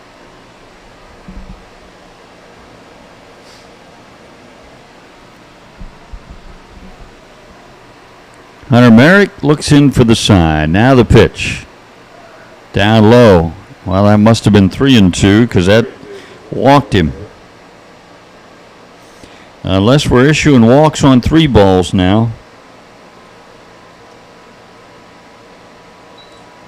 Center fielder Alex Ballesteri. So leadoff man is on for the Warhawks. And it brings up Alex Ballesteri.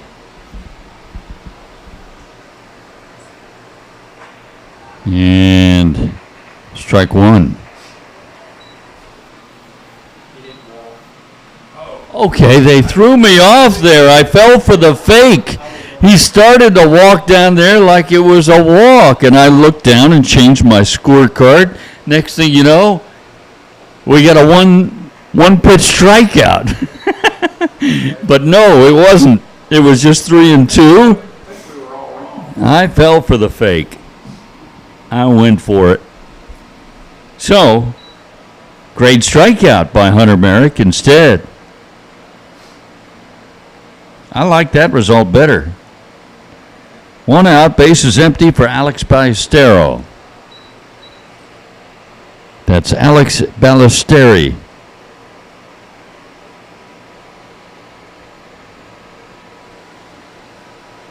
Two and one. High in the air to left. The wind will take it. And it'll take it to the warning track. Right in front of the wall where Christian Pritchett hauls it in. First baseman Braden Buckner. So the Warhawks are down to their last out. Braden Buckner. Hunter Merrick's done a good job in his few innings of relief. Outside, ball one.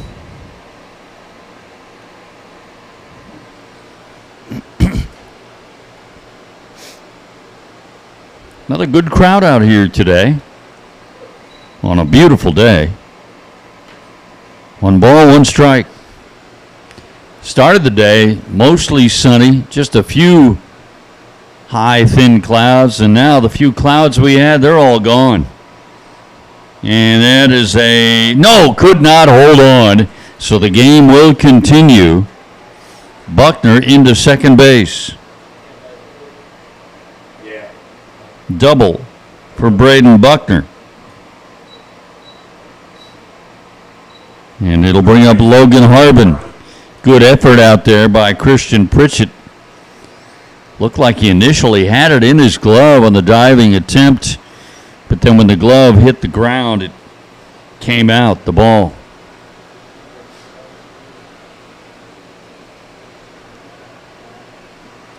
And there's ball one.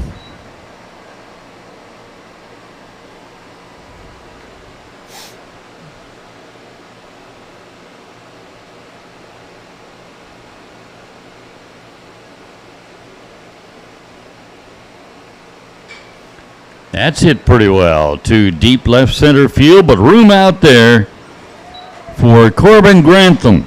And he makes the catch, and that's the ball game. That's the end of the doubleheader. That's the end of the 4-game series. And it's a sweep of everything for the Bucks. And there was one runner left on base. Final score in game 2. No runs, Shelton State 8 and Cal 1 hit, 5. no errors, and 1 left on base in the 7. For today's second game, for Shelton State, 8 runs, 7 hits, 1 error, 400 left. For Calhoun, 5 runs, 10 hits, 1 error, and 5 runners left on base. The winning pitcher for Shelton State is Hunter Merrick. So Hunter Merrick gets the win. The losing pitcher for Calhoun is Harvey Valera.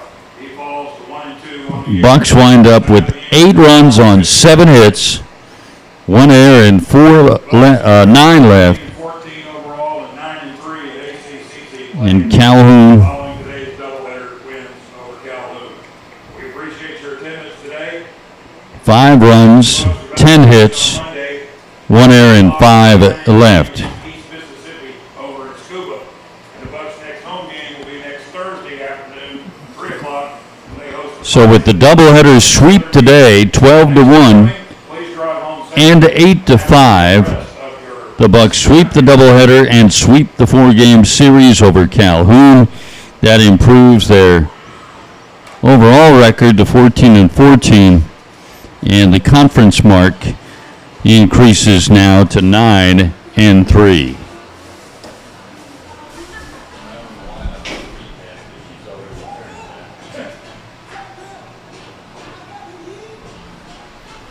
That's it. Thanks for watching Shelton State Baseball.